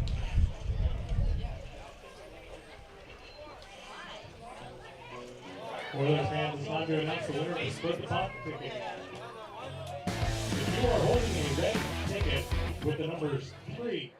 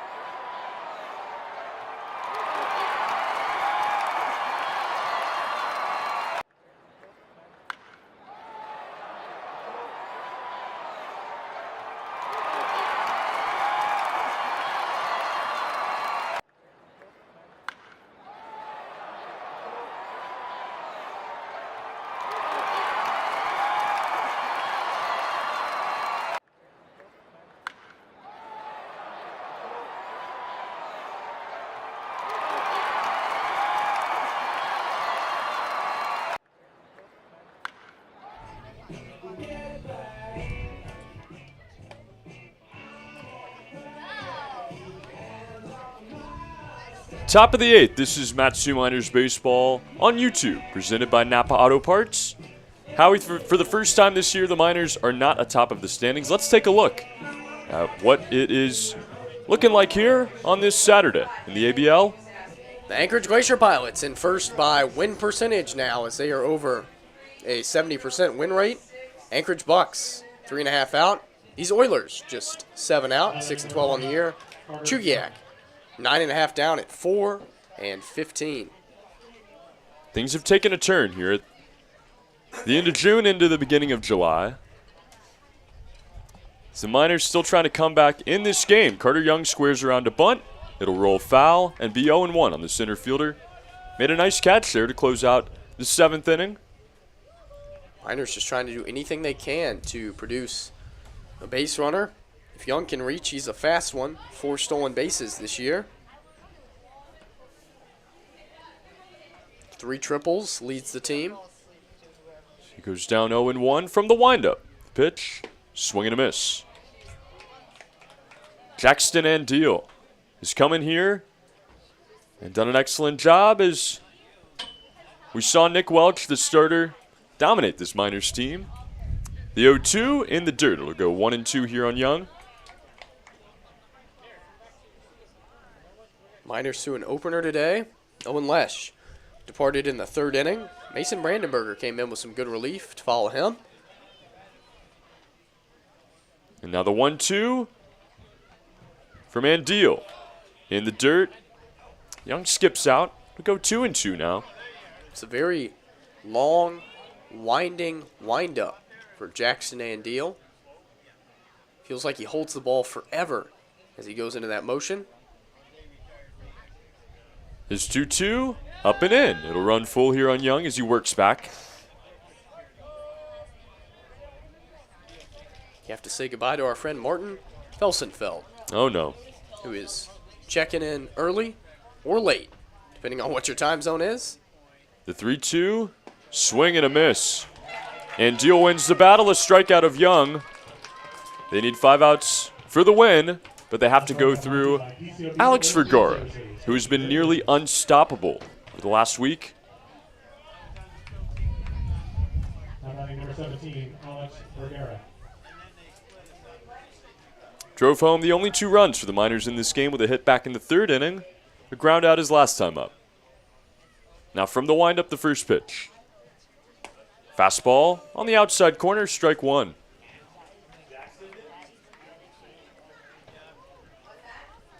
I don't know if I've ever heard the name Jackson. I like it. The 0-1. Misses away now 1-1 on Vergara.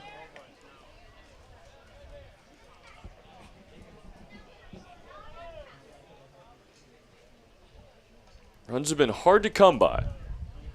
So far here in Kenai, 1-1. In the dirt, 2-1. Miners scored him early yesterday. They went up 5-2 in that game. So they fell 8-5. They trail it 3-2 here tonight. The 2-1 is going to miss low, 3-1. As Vergara fights back. Right guys up to follow Vergara if he can reach.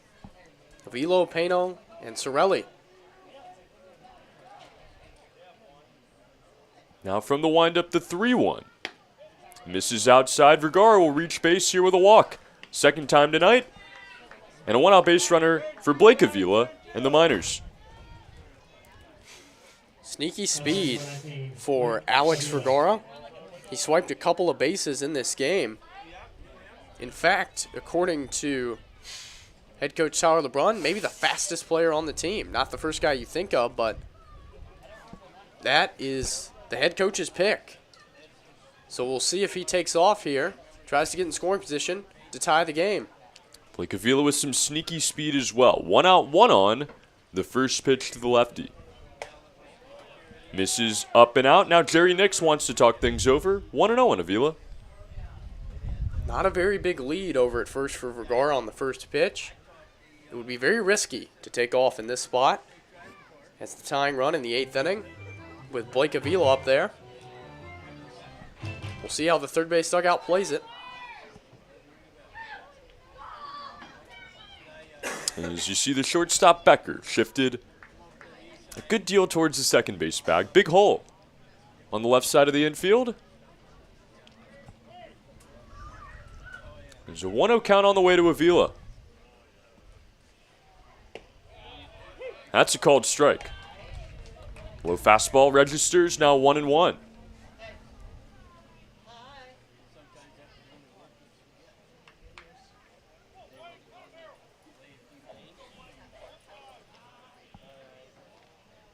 No movement in the Miners pen.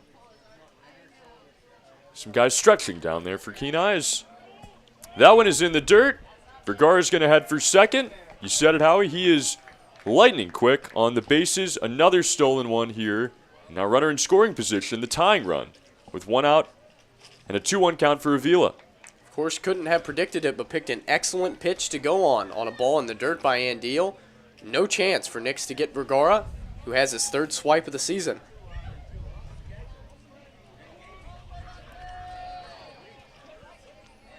A hitter's count now for the designated hitter and the 2-1.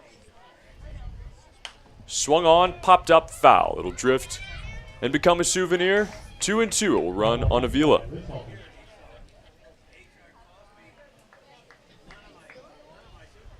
Blake getting back into the lineup tonight. Had to miss a couple days with the leg sore. He's now back and has a 2-2 pitch on the way. That one fooled him. A swing and a miss. On the low curveball, that is strike 3 and out number 2 here for the Miners.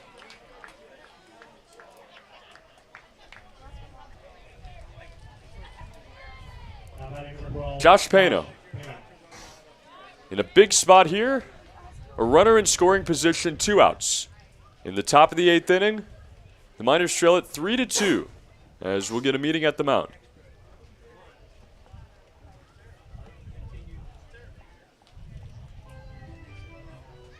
We'll see if this is the end of the road for Jackson Andeal, who gets a fist bump from Jerry Nix.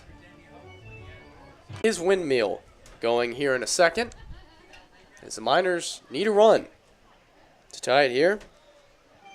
How about Kyle Watson? Last season, coached professionally with the Colorado Springs Snow Sox as part of the Pecos League. He was the GM. Skip. Team went 29-14. How about this number, Trey? Scored 11.6 runs per game. 116 for 136 in stolen bases. 3 players that played over 40 games and hit over 400. Just an amazing story, an amazing Springs. And he was the only coach of that team. But now the first pitch to Pano. Fastball misses low and away. 1-0. Anthony Mizrahi, the pitching coach for Peninsula, headed out there. Brought in the whole infield. They talked things over, so he tried to get a big third out here in the top of the 8th. 1-0 count on Pano with the runner on second.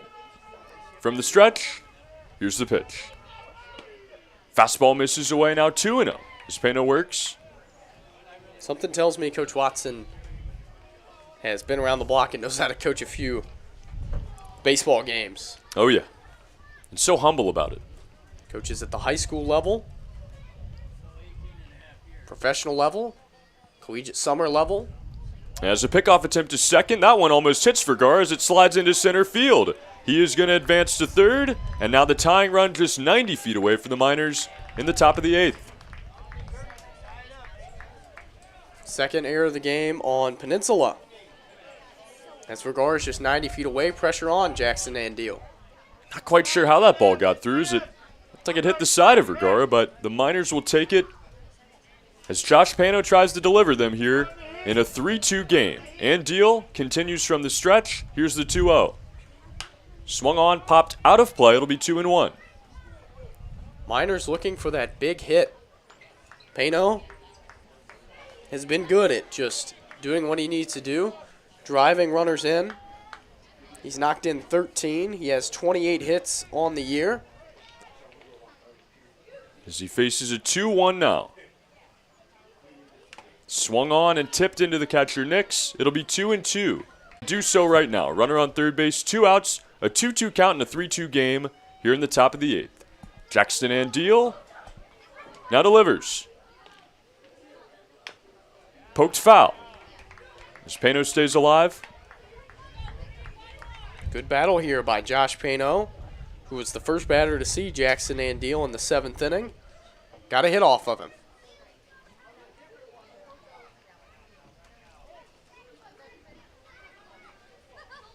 Looking for another one here in the 8th. The 2-2 again. That one misses high, gets past Nix. Here comes Vergara. He is going to score and tie this game. A collision at the plate between Andeal and Vergara. Vergara wins the battle. 3-3 here in the 8th. Well, how about that, Trey? Mentioned when he got on that he has sneaky speed. He comes all the way around with his speed. A stolen base, a heads-up play to make it to third on a throwing error, and now scores on a wild pitch. No help needed for Vergara, who just tied the game. How he pulls out his crystal ball here, and the Miners pull out a big run to tie this game at 3 apiece. Now a 3-2 count for Josh Pano. 2 outs and nobody on. And Deal from the windup. He misses up and out, ball 4, and the inning will continue for Nick Sorelli.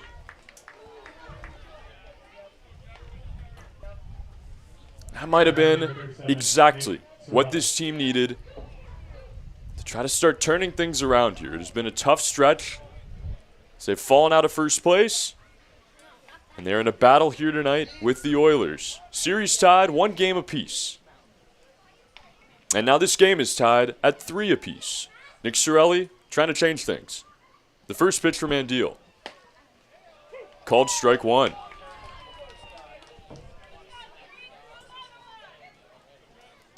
Nick Sorelli, 1 for 3 on the night. Pop out, ground out, and a hit back in the 2nd inning.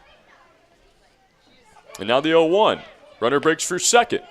Pano's going to slide in safely as the throw was late on a hop from Nix.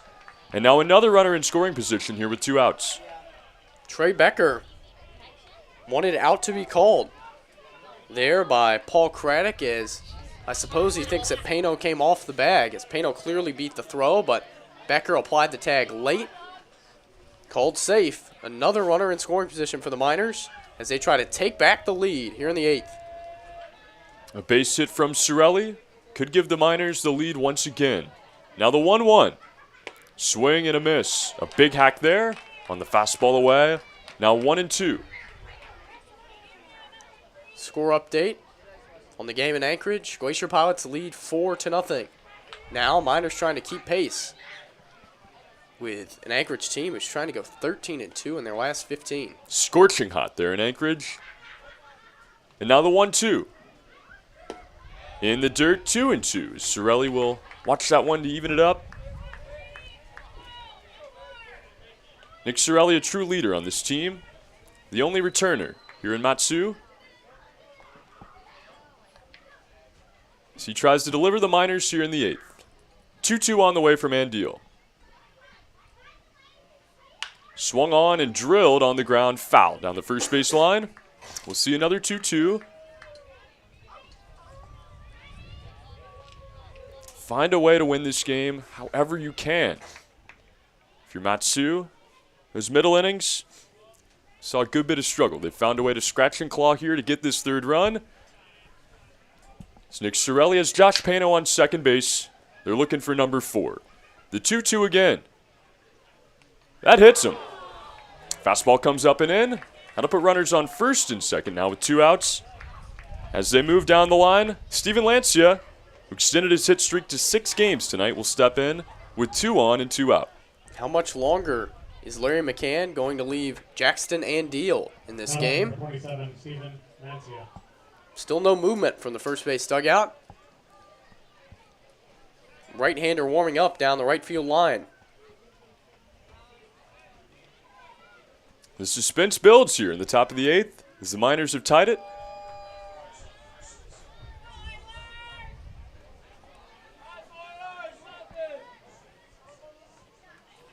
Steven Lancia trying to give them the lead. We'll have to wait a moment as Andeal steps off. Graydon West came in originally. Now retreats back to his third base position. Andeal gives a look and now delivers. In the dirt, ball 1.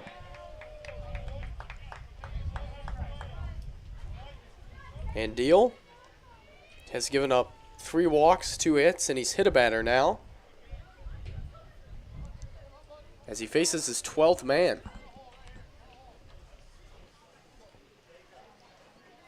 The 1-0 now. In the dirt again, blocked up that time by Nix. Little scoop out of the dirt. And it's 2-0 on Lancia.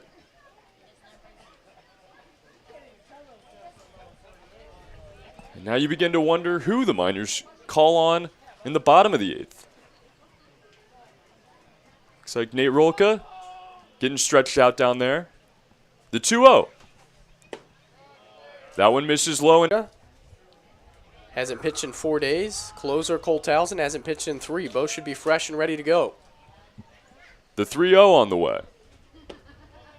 Called strike one. It was a bit low, but it does hit the string at the bottom. And now 3-1 the count on Lancia. Gives a nod he wants to hit. He will stand in there, trying to give their Miners their first lead since the 3rd inning. Now the 3-1 from Andeal.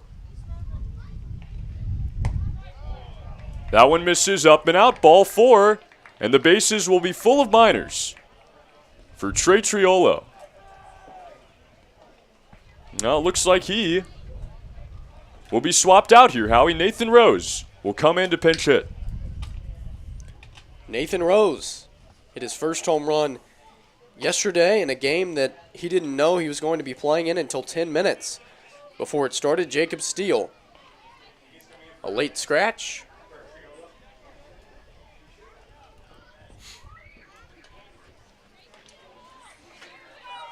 Rose went 2 for 4 in that game with a run and 2 knocked in on the homer.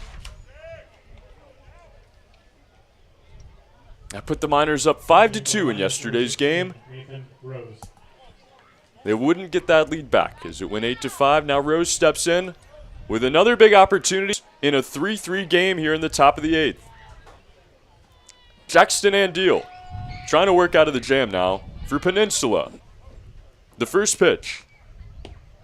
Misses low, ball 1. Miners have walked off 2 games this season via the walk. They will not be opposed to taking 3 more balls here, getting that 4th run in. But the Moon Man wants to hit. Now the 1-0. Takes it, takes a strike. And leaving it up at 1-1 as the fastball hits on the inside corner. Jackson struggling mightily to command the zone. His last 5 batters, 3 of them have reached on a walk and he's hit 1. Pano on third, Sorelli on second, Lancia on first. As that one is going to miss low. That'll make it 2-1 now. At the moment, this is just a waiting game. If you're Rose, make Andeal come to you. Pressure on him. He has to throw strikes or he surrenders the lead.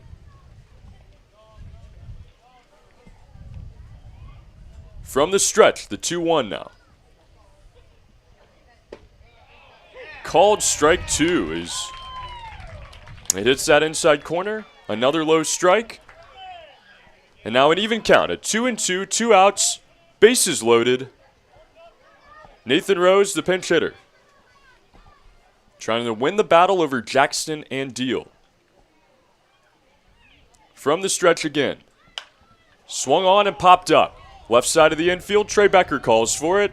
He camps, and he is going to make the catch for out number 3. The Miners tie this game with a pass ball here as Alex Vergara came home to score, but that is all. 3-3 your score. We head to the bottom of the 8th. This is Matsu Miners Baseball presented by Napa Auto Parts.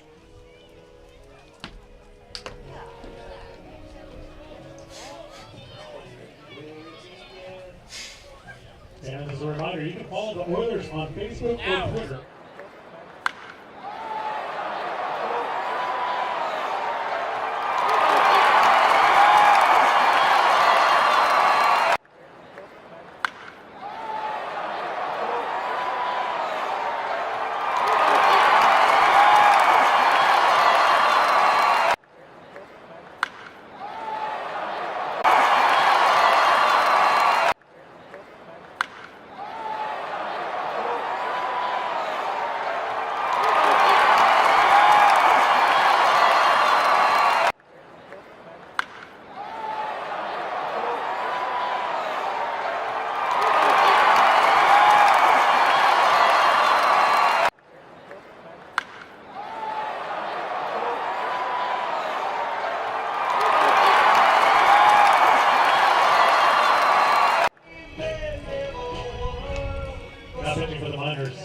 number 35, Nate Wolka.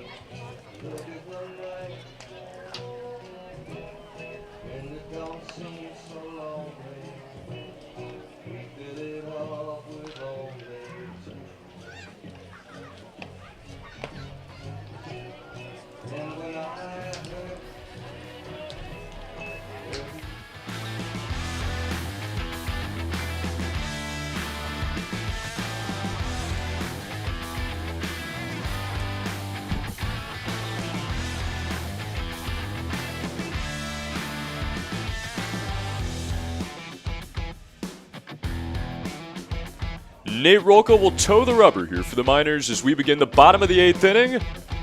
Matsu ties it in the top half 3-3 as Alex Vergara came home to score.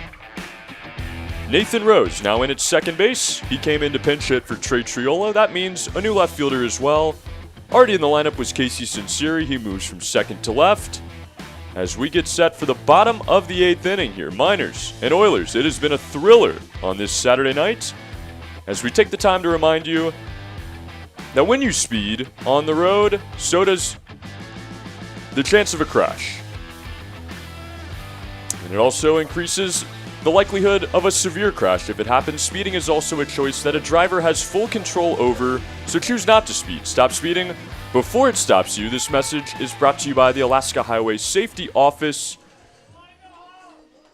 As the Miners have tied it now, Howie, but they have some work to do to keep it at 3-3.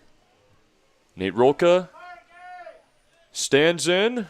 He will face Jerry Nix, the 9-hole hitter. From the stretch, the first pitch. Fastball, called strike one. This is the setup that skipper Tyler LeBrun wants. Nate Rolka for the 8th, Cole Towson in the 9th, and hope that the offense can provide some more offense. As that one hits the outside corner, now called strike two. Back to the fastball for Rolka. Nate Rolka has been excellent for the Miners. Sports an ERA under 1. Over 10 innings pitched. This is the 9th time he's appeared in a game. As his 0-2 is swung on and line down to first. A diving effort by Nick Sorelli. It is past him into right field. And a base hit to lead it off here for the Oilers in the bottom of the 8th. Oilers just won't go away as they have another leadoff man aboard. This game has shown many parallels between the two teams. 2 errors on both. Both teams have stranded the bases loaded 2 times. The Oilers have been getting their leadoff man on a lot.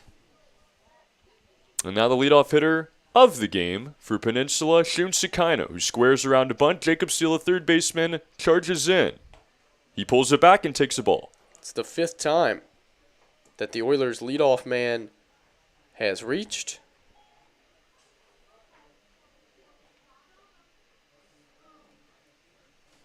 Sakaino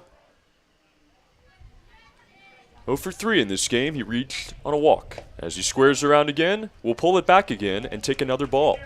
That misses away. Oilers have not scored any of their leadoff runners that have reached.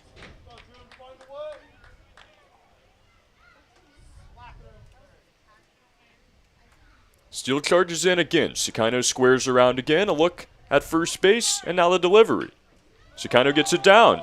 Lancia fields it at the line. Throw to second is in time. What a play by Steven Lancia to recognize that that bunt was right on the chalk. Picks it up, and a bullet down to Josh Pano. A nice snare from the shortstop as well. 1 out. As the runner will remain at first. And now an argument between Paul Craddock and Kevin Clancy, the hitting coach for Peninsula.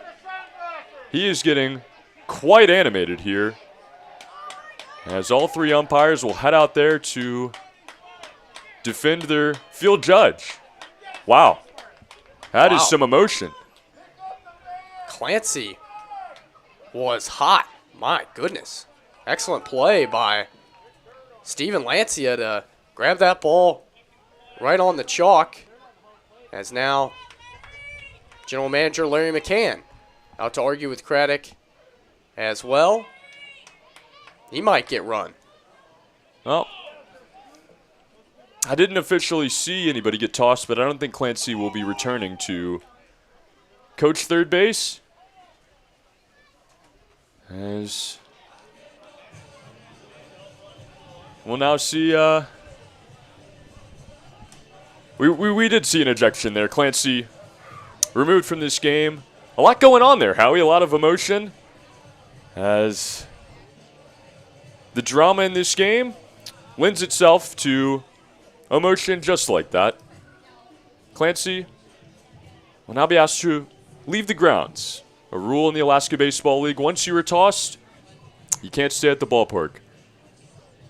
He will also be suspended for tomorrow's game. As we saw firsthand when Carter Young was thrown out in Anchorage, I assume that Clancy didn't think Peno's foot was on the second base bag. As now, Wow. Larry McCann will have to coach third base. Larry McCann gave his best argument as well, but did not get tossed. And we'll head over there. And now Graydon West, who stood on deck and watched all of that unfold. One out. It's Sakino on first base as his bunt was not enough to advance the runner. The force out goes 2-6. Lancia to Peno has...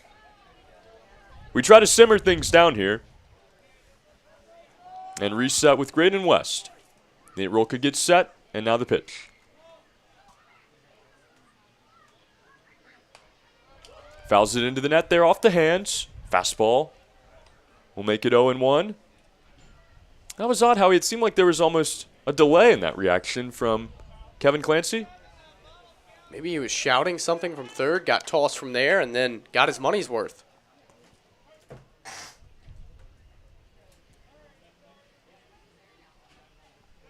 As that one swung on and softly lined into center field, it's going to drop for a hit. Wasn't hit very well, but was hit in the right spot as it falls in. Now runners on first and second with one out for arguably the heaviest hitter in this lineup, James Shimashita.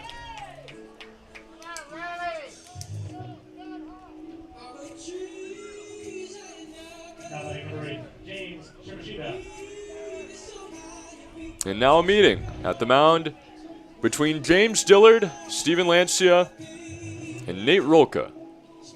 Tries to keep this game tied here at 3 apiece in the 8th. What a weird game we have watched here today, Howie. Second ejection of the year. And another great baseball game. Down on the Peninsula, 3-3, anybody's game. And as we see Larry McCann bring in Anthony Mizrahi as well, along with the base runners and Shimashita. Imagine he's telling them, flush that. What just happened? Reset. Forget about anything that has happened in this game to this point. Because, hey, Howie, it's almost the same as 0-0. We play it here in the 8th. 1 out, 2 on. Nate Rolka trying to keep it rolling defensively here for Matsu.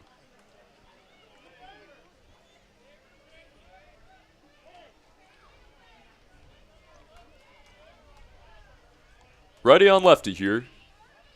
And the first pitch. Fastball over the outside corner. 0-1. Goes the right fielder. He had a double in the 6th inning. 2 walks to start this game. 1 in the first, 1 in the third. That bookended a strikeout in the 4th. The 0-1 now. Swung on and chopped down the right field line. It rolls foul. And it'll be 0-2. So many twists and turns in the late stages of this game.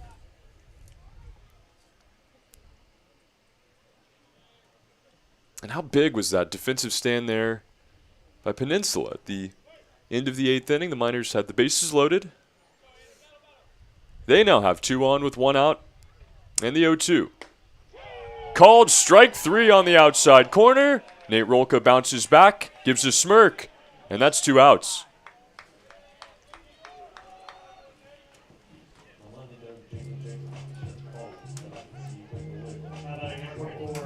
Noah Innings.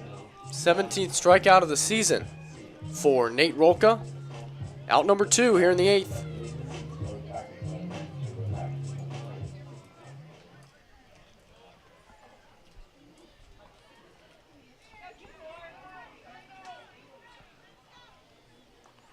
As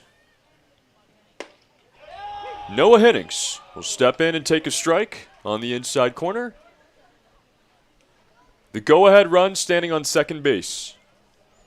That is Sakino. Graydon West on first, and now 2 outs. The 0-1 from Rolka.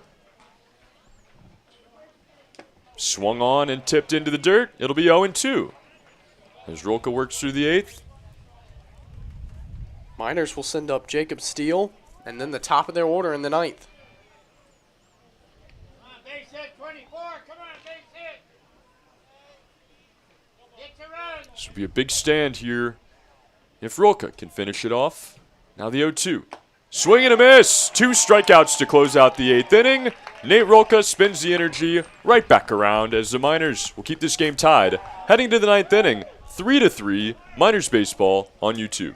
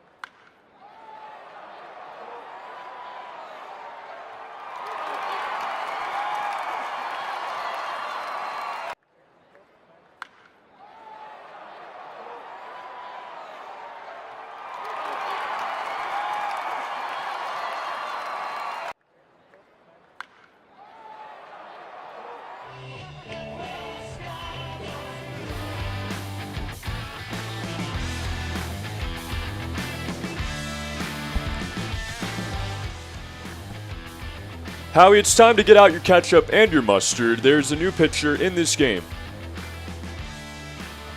It is Drake Fries into the game for Jackson and Deal. Jackson goes 2 innings, 2 hits, and allowed the Miners to tie the game.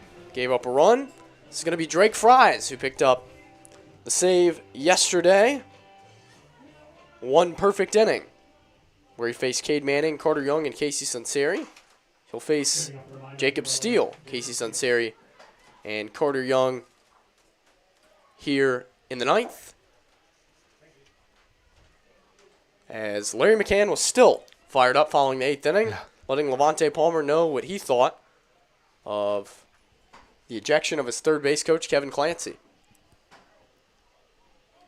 Jacob Steele now, the first batter in the 9th. Curveball, a looping one, misses high and in. 1 run is all these Miners need, along with 3 outs. Some work to do, though, as the 1-0 is swung on and fouled out of play. That'll be 1-1.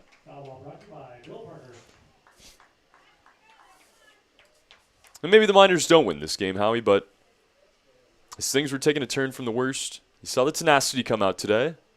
The resilience, as the 1-1 is also going to miss high. Now 2-1 the count. And that's something we hadn't seen over the last few days. Good to see them fight and tie this game at the very minimum. And now from the windup, the 2-1. Called strike 2. Steele thought about it. He lays off. Now 2-2. Unsure, of course, exactly what skipper Tyler LeBrun would do, but my thought would be that if it's a tie game, you see Nate Rolka again. If they lead, Cole Townsend would be sent out for the save. 2-2. Curveball drops in there, but not quite enough as it misses high. 3-2. It will run on Jacob Steele. Was dazzling. Out of the hand of Fries. So he loads to the waist. Now the 3-2. Swing and a miss. And the first strikeout for Fries tonight, the first out of the inning of the ninth hitter, Jacob Steele. Now 1 out, nobody on for Casey Sinceri. Number 14, Casey Sinceri.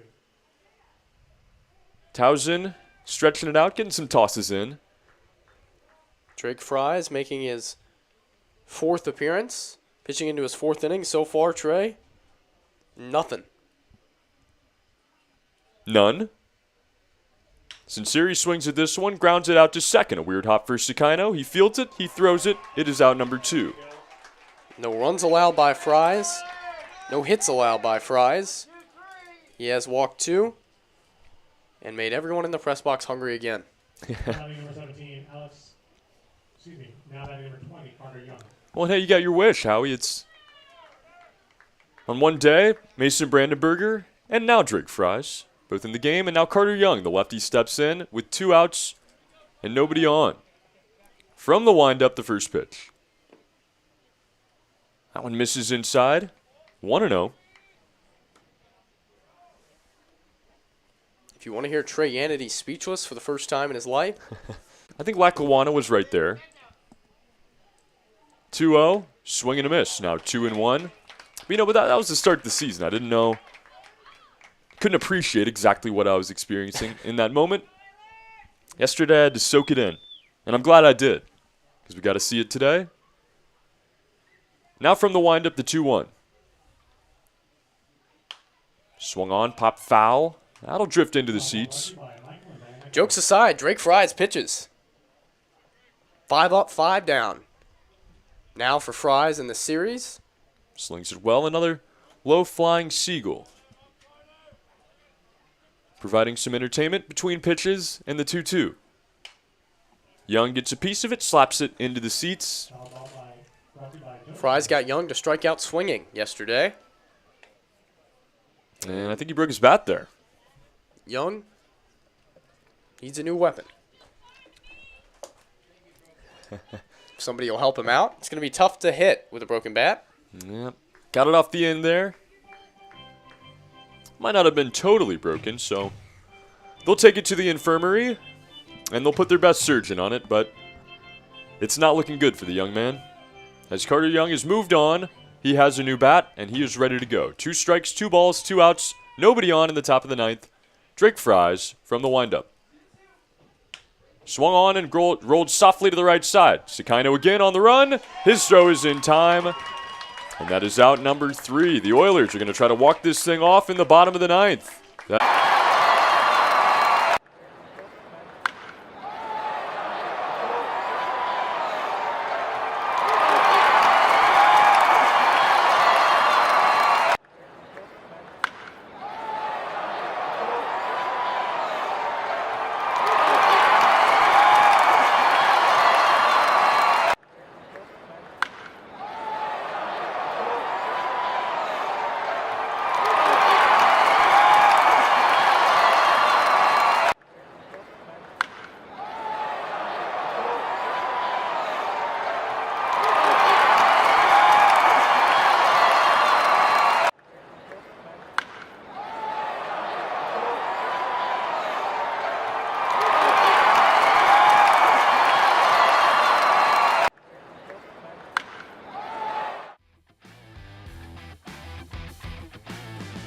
Bottom of the 9th now, the Miners and the Oilers in a thriller here on YouTube. 3-3 your score. Howie, really excited for the rest of this game, but let's take a look ahead at the Miners' next 3. 2 more games down on the Peninsula tomorrow. Keep in mind, 2 o'clock local, 6 o'clock Eastern. Back at the normal start time in Kenai, 6 o'clock on Monday, and then following an off day Tuesday, it's the Glacier Pilots in Anchorage, and a battle between the top 2 teams in the league right now. 7 o'clock on the game in Anchorage. Casey Burnham leads it off for the Oilers. If they want to win this game, they're going to have to do it via the walk-off. As we begin the 9th tied at 3-all. The bottom half at least. First pitch misses away from Rolka. As he remains in the game, like you said, Howie, in a tie, we expect to see Rolka. If the Miners had gone up, maybe Cole Towson, but not quite yet. As it's 1-0 on the center fielder.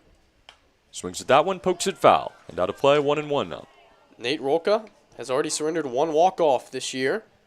That came on Wednesday against the Bucks as he tried to make it through his third inning. Couldn't. Walk hit, intentional walk hit, and the Bucks won walk-off style. 1-1 is called strike two as it bends over the plate. Now 1-2 the count on Burnham. A lot of walks there. Oilers have left 13 men on base in this game. Miners 8. Both teams have left the bases loaded twice. 1-2 swung on and chopped down the left field line. It'll drift into the grass foul. So it'll remain 1-2. Off the hands again there for Burnham.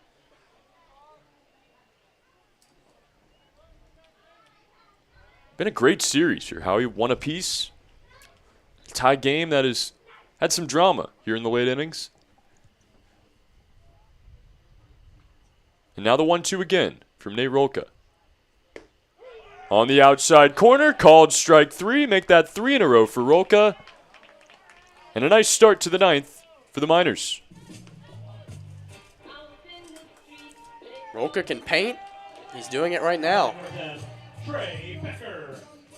2 out of 3 were looking. And now Trey Becker, who struck out in his last at-bat back in the 7th, will stand in with nobody on and 1 out.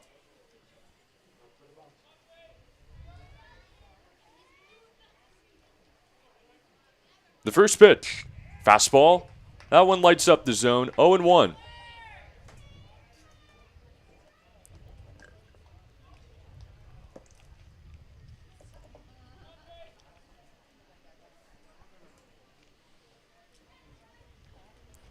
Roca taking his time now. The 0-1 is another fastball. That one misses inside, though, and we're leaving the count at 1-1. Needless to say, this would be a huge victory for the Miners coming from behind. Of course, they'd have to win it in extras. Would be a stolen victory if they could do so as the 1-1 skips in the dirt. Backhanded by Lancia. Now 2-1 the count. For the Oilers, you win this game, now the season series is right there. It would be 3-2 favor of the Miners with 2 games left in Peninsula. 3 more left at Herman Brothers. 2-1, swing and a miss. Comes back for strike 2, now even at 2-2 with 1 out and nobody on.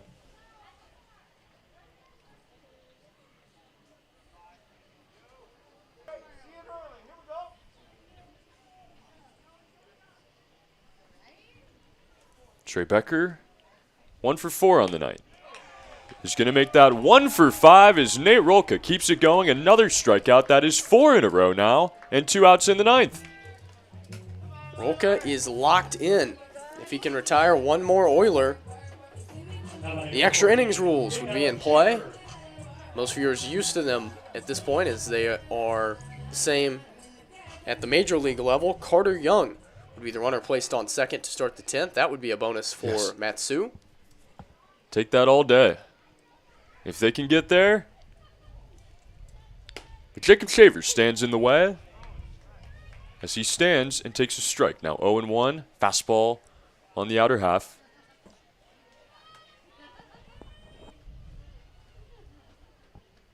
From the stretch, the 0-1 now. Swing and a miss. Burned him on the outside again. Now 0-2. And just 1 strike away from the inning mark, getting to double digits. Come on, give it a ride.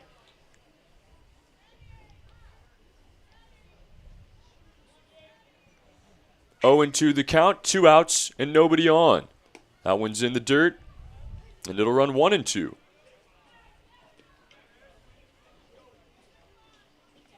This Siegel, Howie, is really trying to steal the show up here. Just wants a good view of the action. And 1-2 now. Shaver just gets a piece into the net. Over there through 7 innings in Anchorage. Thanks so much to Steve Lindsay for the update. Now the 1-2. Swung on and driven to right field. It's a long run towards the line for Vergara. He's going to run out of gas there, and that drops in to keep it 1-2.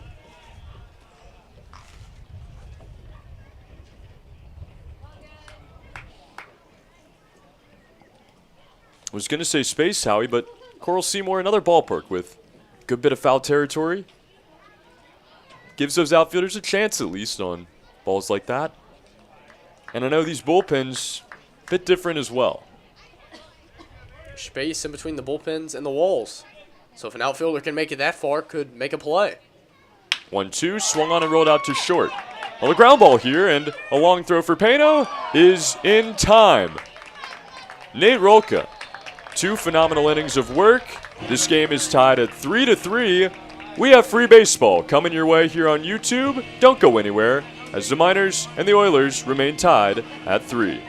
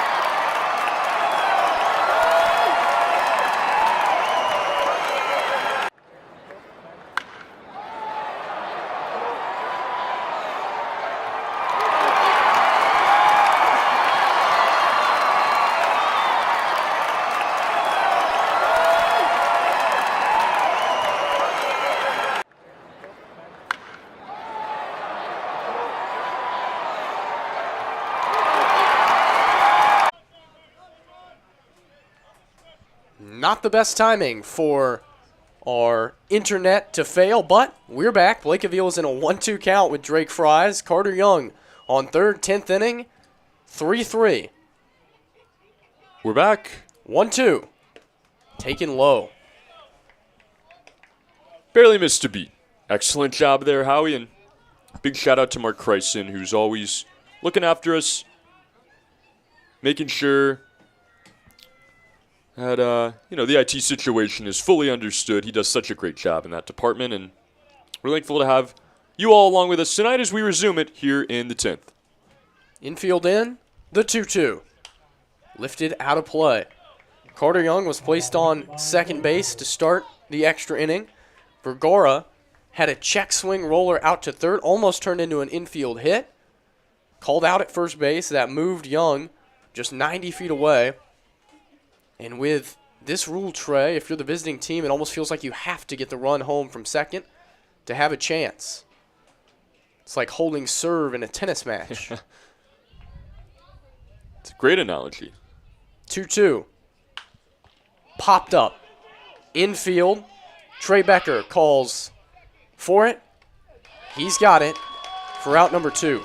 And while we were away, Alex Vergara had a little half swing, tap bunt. Went about parallel with the pitcher's mound as it was fielded. And the throw was a good one onto first. That was the first out. It did advance the base runner to third. And Blake Avila stepped up. You saw him pop out there. Still hope here for the Miners. Now 2 outs with that runner on third base. They're going to need a knock from Josh Peno. Infield backs up for the Oilers. Jacob Shaver scheduled to be placed on second in the bottom of the 10th. Peno awaits. Curveball drops in for a strike. Drake Mize showing a lot of moxie here in these last 2 games. Right back up on the hill. Holds the ball around his right thigh. Sets belt high. Taps his left foot. Kicks and fires. On the ground, softly hit out to third. Fielded by Graydon West. His throw is low. And in time, dug out by Dalton Bowling. What a scoop. Wow.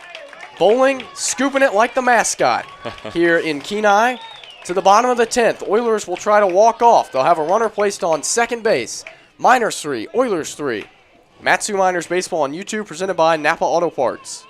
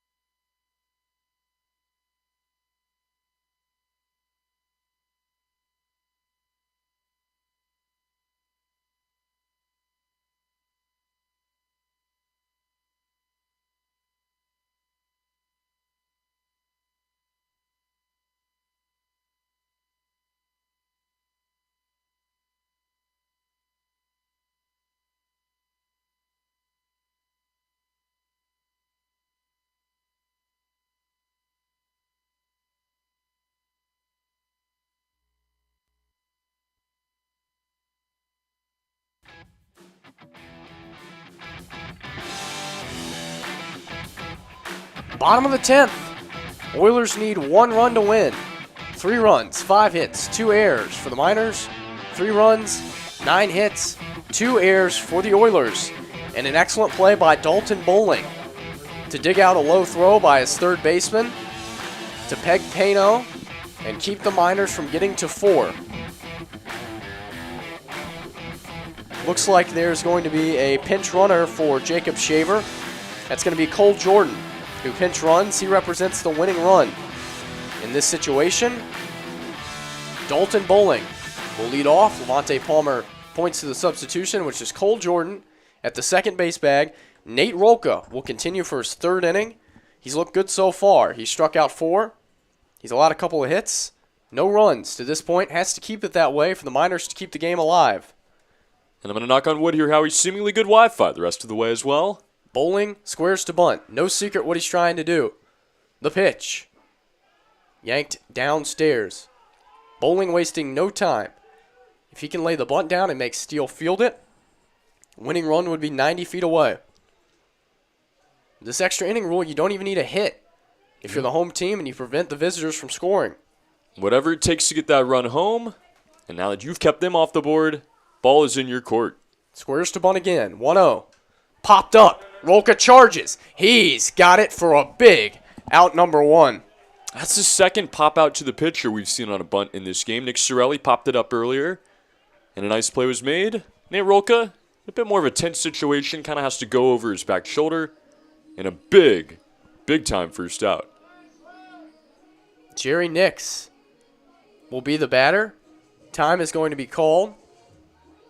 New third base coach Larry McCann, who's also the skipper, is going to pull down Jerry Nix in favor of Jake Brown as a pinch hitter here in the 10th.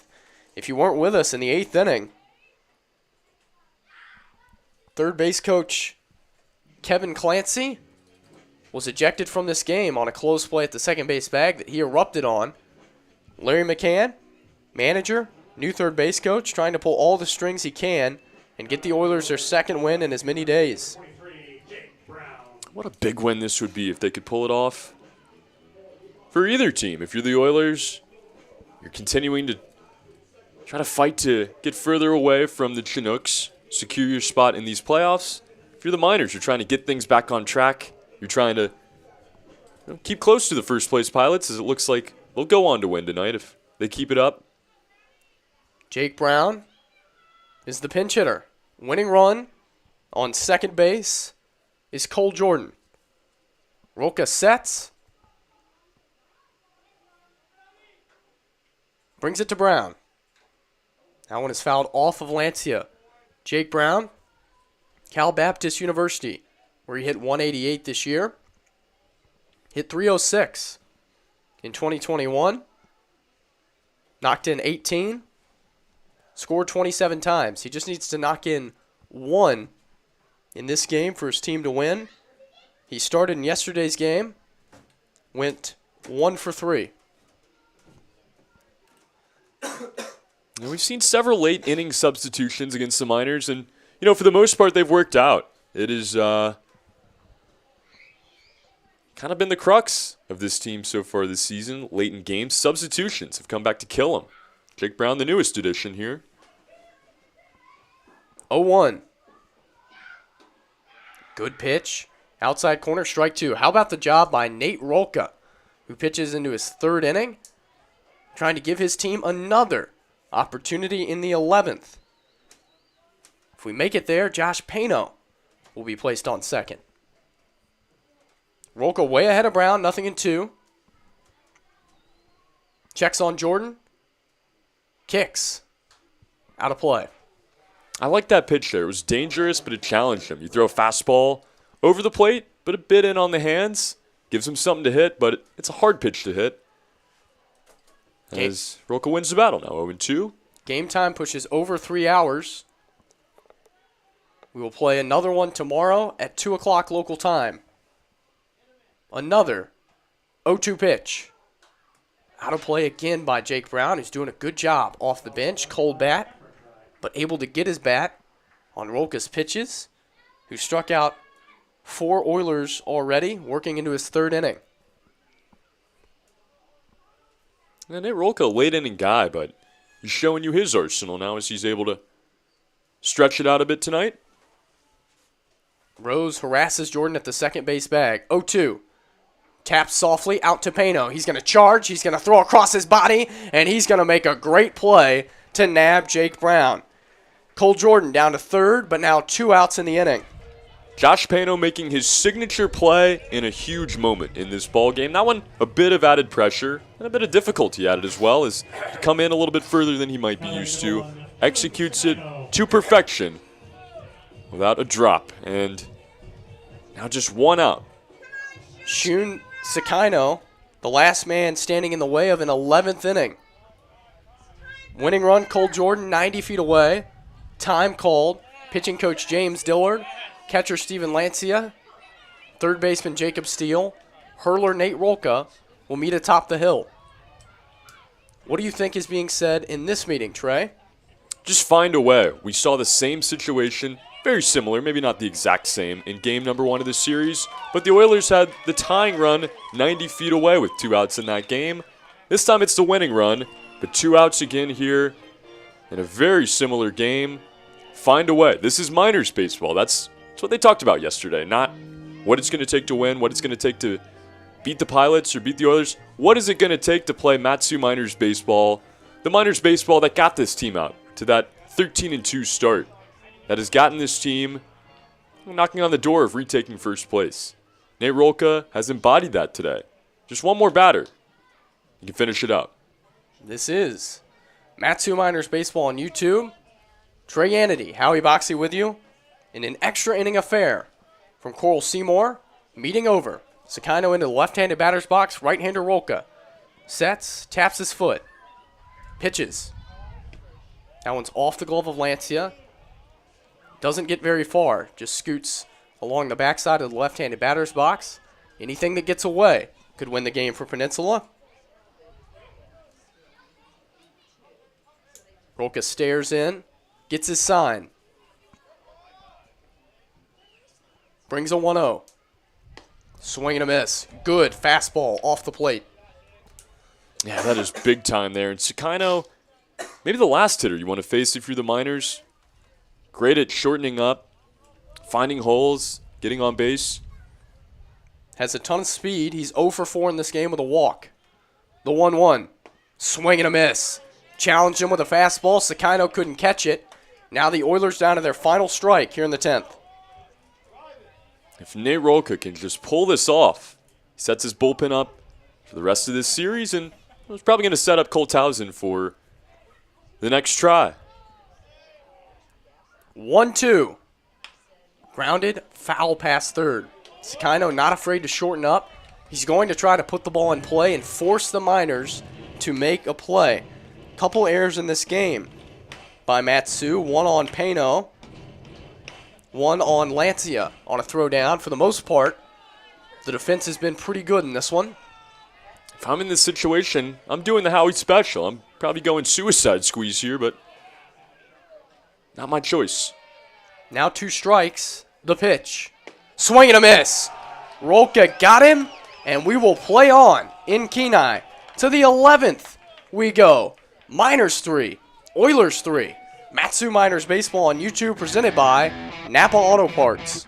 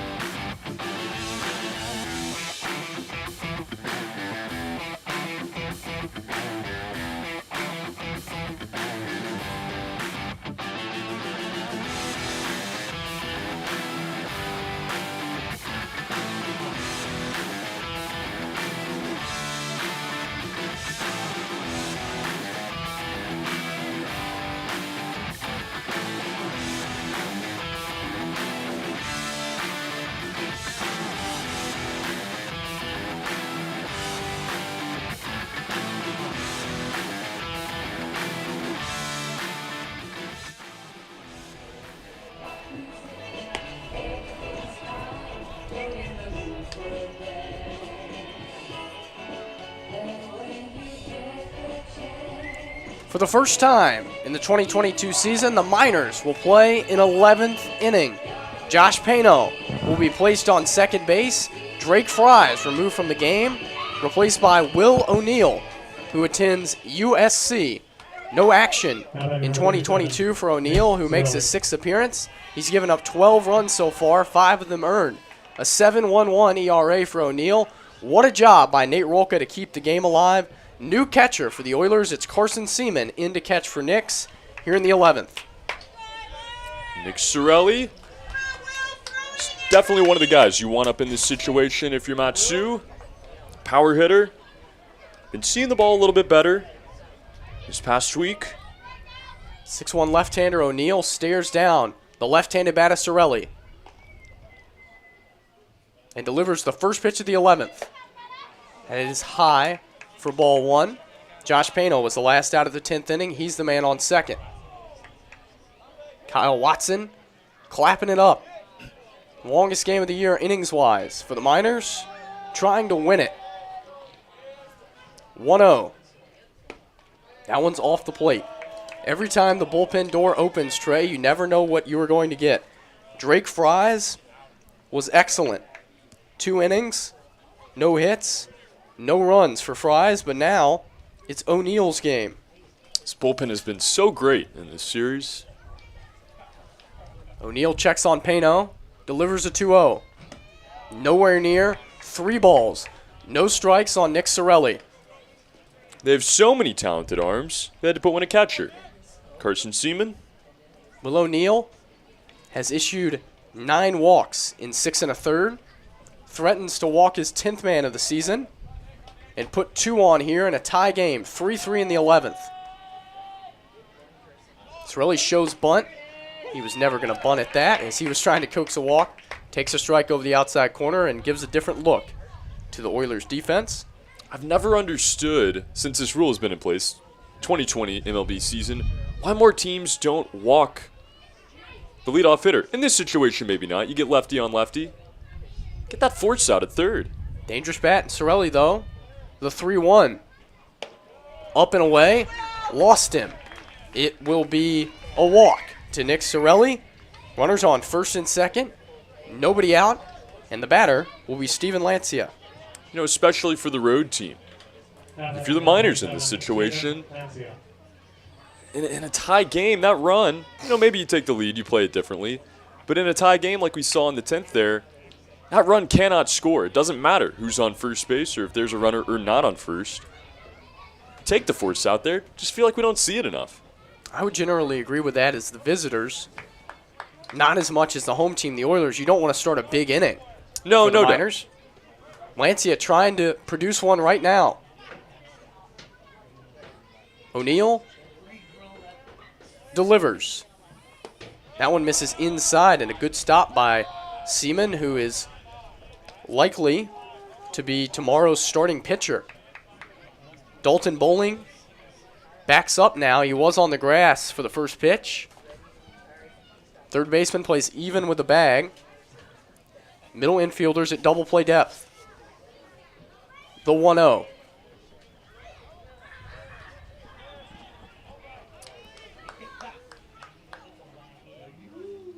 High. O'Neill can't throw a strike. That is 7 pitches. He's thrown 1 strike. It's so interesting to see how these teams kind of use and divide up their arms. These rosters aren't super big, Howie. There's going to be some kind of move you have to make to make sure everybody has enough rest. And for the Miners, it's been using the opener. We saw that today. For the Oilers, well, sometimes you have to throw a pitcher at catcher to balance the roster out. O'Neill in a whole lot of trouble. Sets near the letters. Kicks and brings it. Strike at the knees. Vontae Palmer has been really giving that low strike tonight, consistent about it. That one hit a perfect spot for his zone. Sun slowly descending off to our right, creating some shadows on the field of play.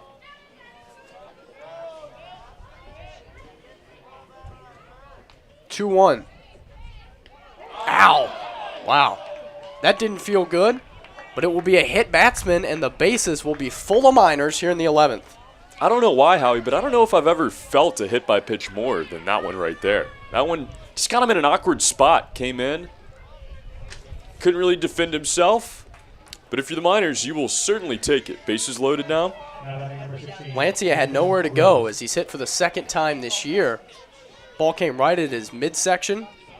He spun around awkwardly, and it caught him somewhere. As now time is called, pitching coach Anthony Mizrahi will meet at the mound with a whole host of Oilers. Well, you know, this is what you worry about. If you're Peninsula or any team that's, pitching one of these Power 5 kids that didn't play during their college season, they're at a prime school like Southern California. That means they have the stuff. Probably some of the nastiest on their team.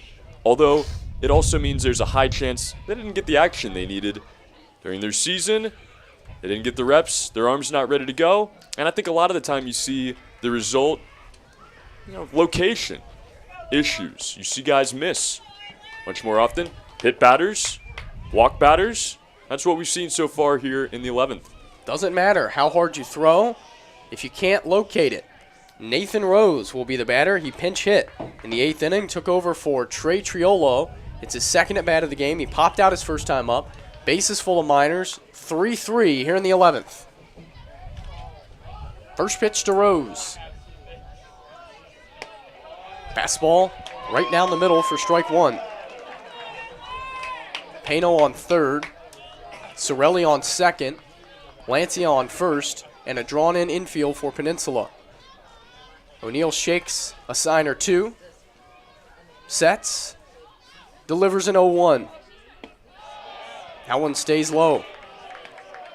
No place to put Nathan Rose if you're the Oilers, as the Miners threaten to take their first lead since the 4th inning. Oh my goodness, Howie. Another balk. And this one is going to give the Miners the lead in extra innings. That's a huge balk call, as O'Neill was on the rubber, and apparently he twitched, according to Levante Palmer. Carson Seaman has his mask off. He doesn't know what's going on. Larry McCann out to argue. 4-3 Miners. Runners on second and third now following the balk. Wow.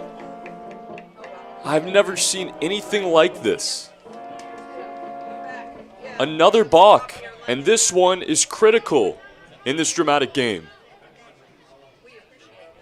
Miners trying to add some more. They've got one. 2 men in scoring position for Nathan Rose. The 1-1. Outside, 2 balls and a strike. O'Neill is rattled right now on the mound.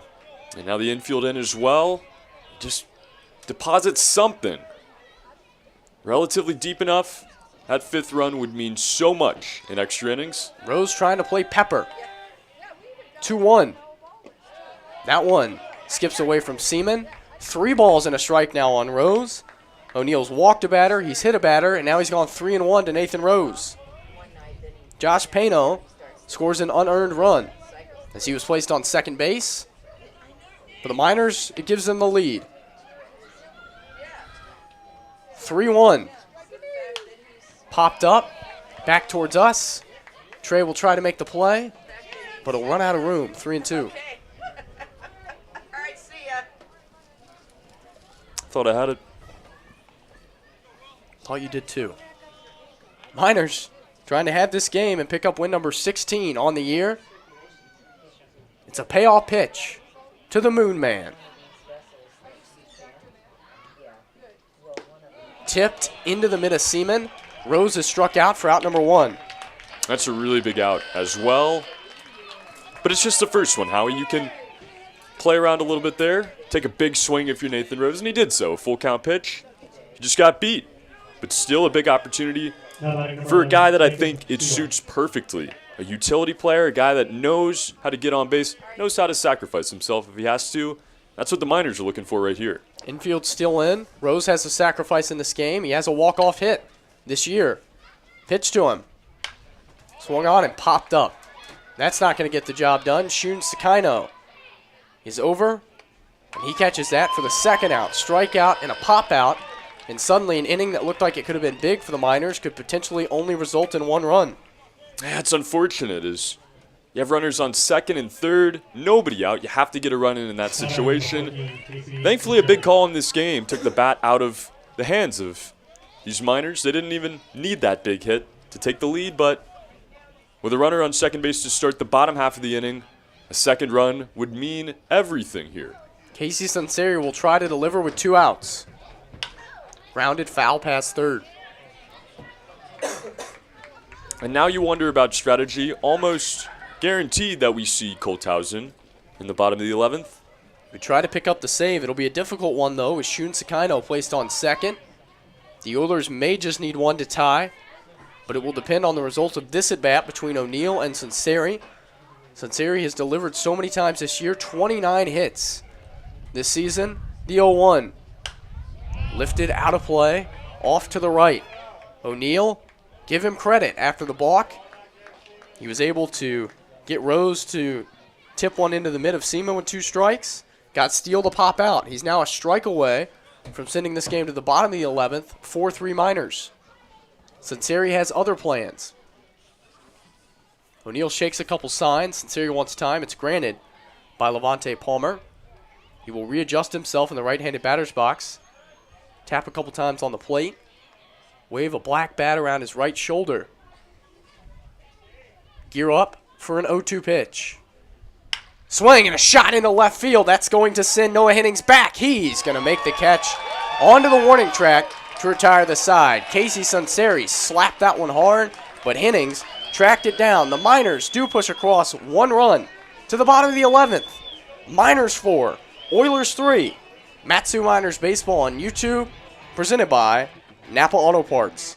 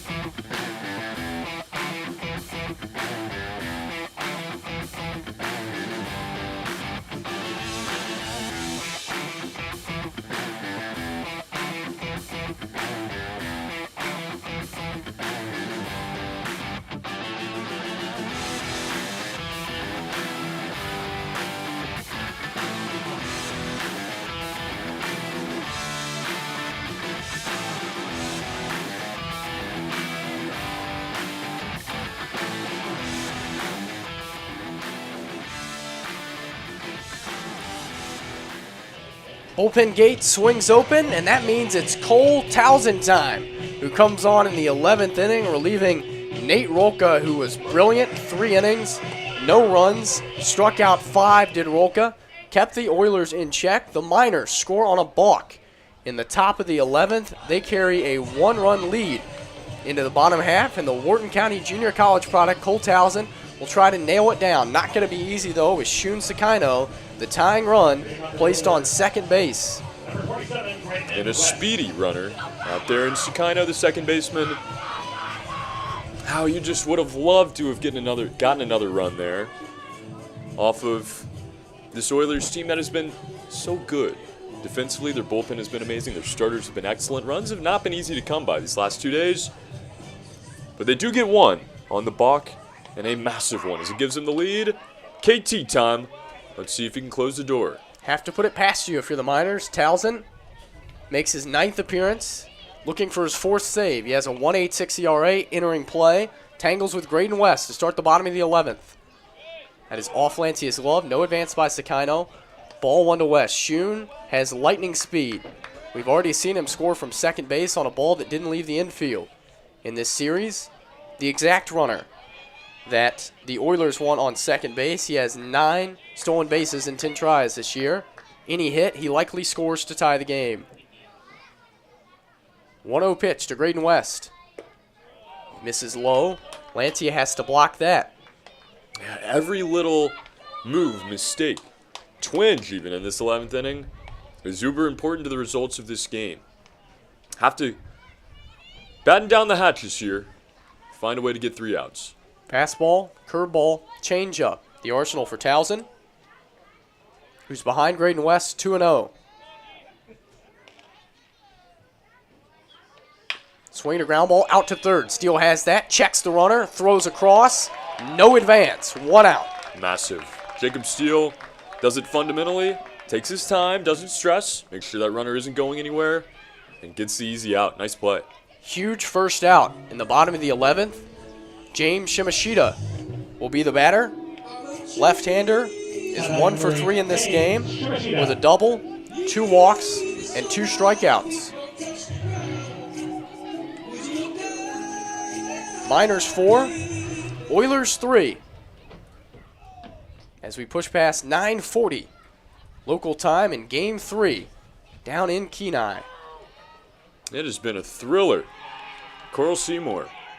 Towson checks on Sakino, delivers low. That one bounces away from Lancia up the third base line.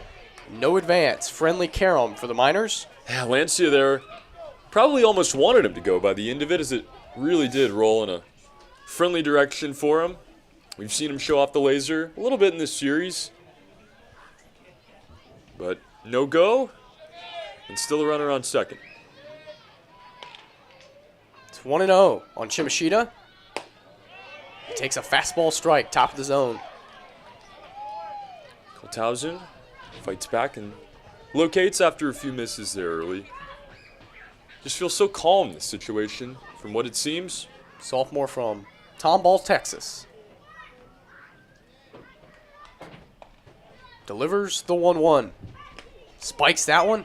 How about the job Lancia is doing in this inning to not allow Sakino to get to third on balls that are in the dirt? My goodness, a brick wall right now, and something we talked about before the game, how rock solid this catching unit has been.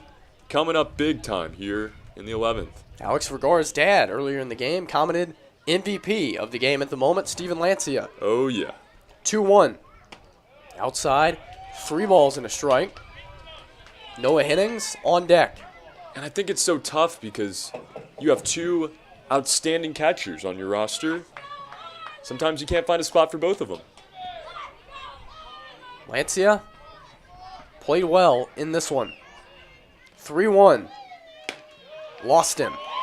Winning run down to first. Time's going to be called by Lancia. He wants to meet with Towson. An interesting comment made before the game by Owen Lesh. Said, you know, Steven Lancia, Brandon Heidel, 2 completely different catchers. He said, I love them both, just completely different styles. Lancia, more joking, trying to laugh it up, trying to calm you down. Heidel, don't want to call him more locked in, but for lack of a better term, he's more locked in, trying to tell you what you need to do to get back focused up. Works well for some pitchers. Lesh likes them both. Lancia catching in this game. Runners on first and second. Batter is Noah Hennings. Pitch. Swing and a miss. High fastball. Hennings couldn't resist. Yeah, Hennings trying to deliver here. His eyes light up. He gets something up in the zone there, but that's what Cole Towson does best. It's very deceptive, the way he throws it. Hides that speed a bit. 4-3 Miners. 2 outs to get to win this one. The 0-1. Lifted out of play. Hennings now down to his final strike. Yeah, I wonder about the sequence here, Howie. We saw a fastball there and now a curveball. I'm leaning that he goes off speed here again. Got to be careful. Don't want to throw it too far down in the zone and allow the tying and winning run to advance. 0-2. Swing and a miss. He got Hennings for out number 2. The Miners need 1 more. Would have fooled me there as well. Beautiful fastball from Cole Towson. This is what closers are made for, Howie, to close the game. Let's see if he can slam that door shut. He's going to try to pick up his fourth save and deliver a huge win for the Miners in 11 innings. Casey Burnham, final hope for Peninsula. He's 0 for 4 with a walk. Showing bunt through the zone. Pulls it back and awaits the first pitch from Towson. Tapped off of Burnham, strike one. A regular view of Stigna just coming in. Picked a good time. Said the 11th, question mark, exclamation point. Yes, it has been a thriller tonight. The Miners tied it in the 8th with a run at 3 apiece, and they just got one in the top of the 11th.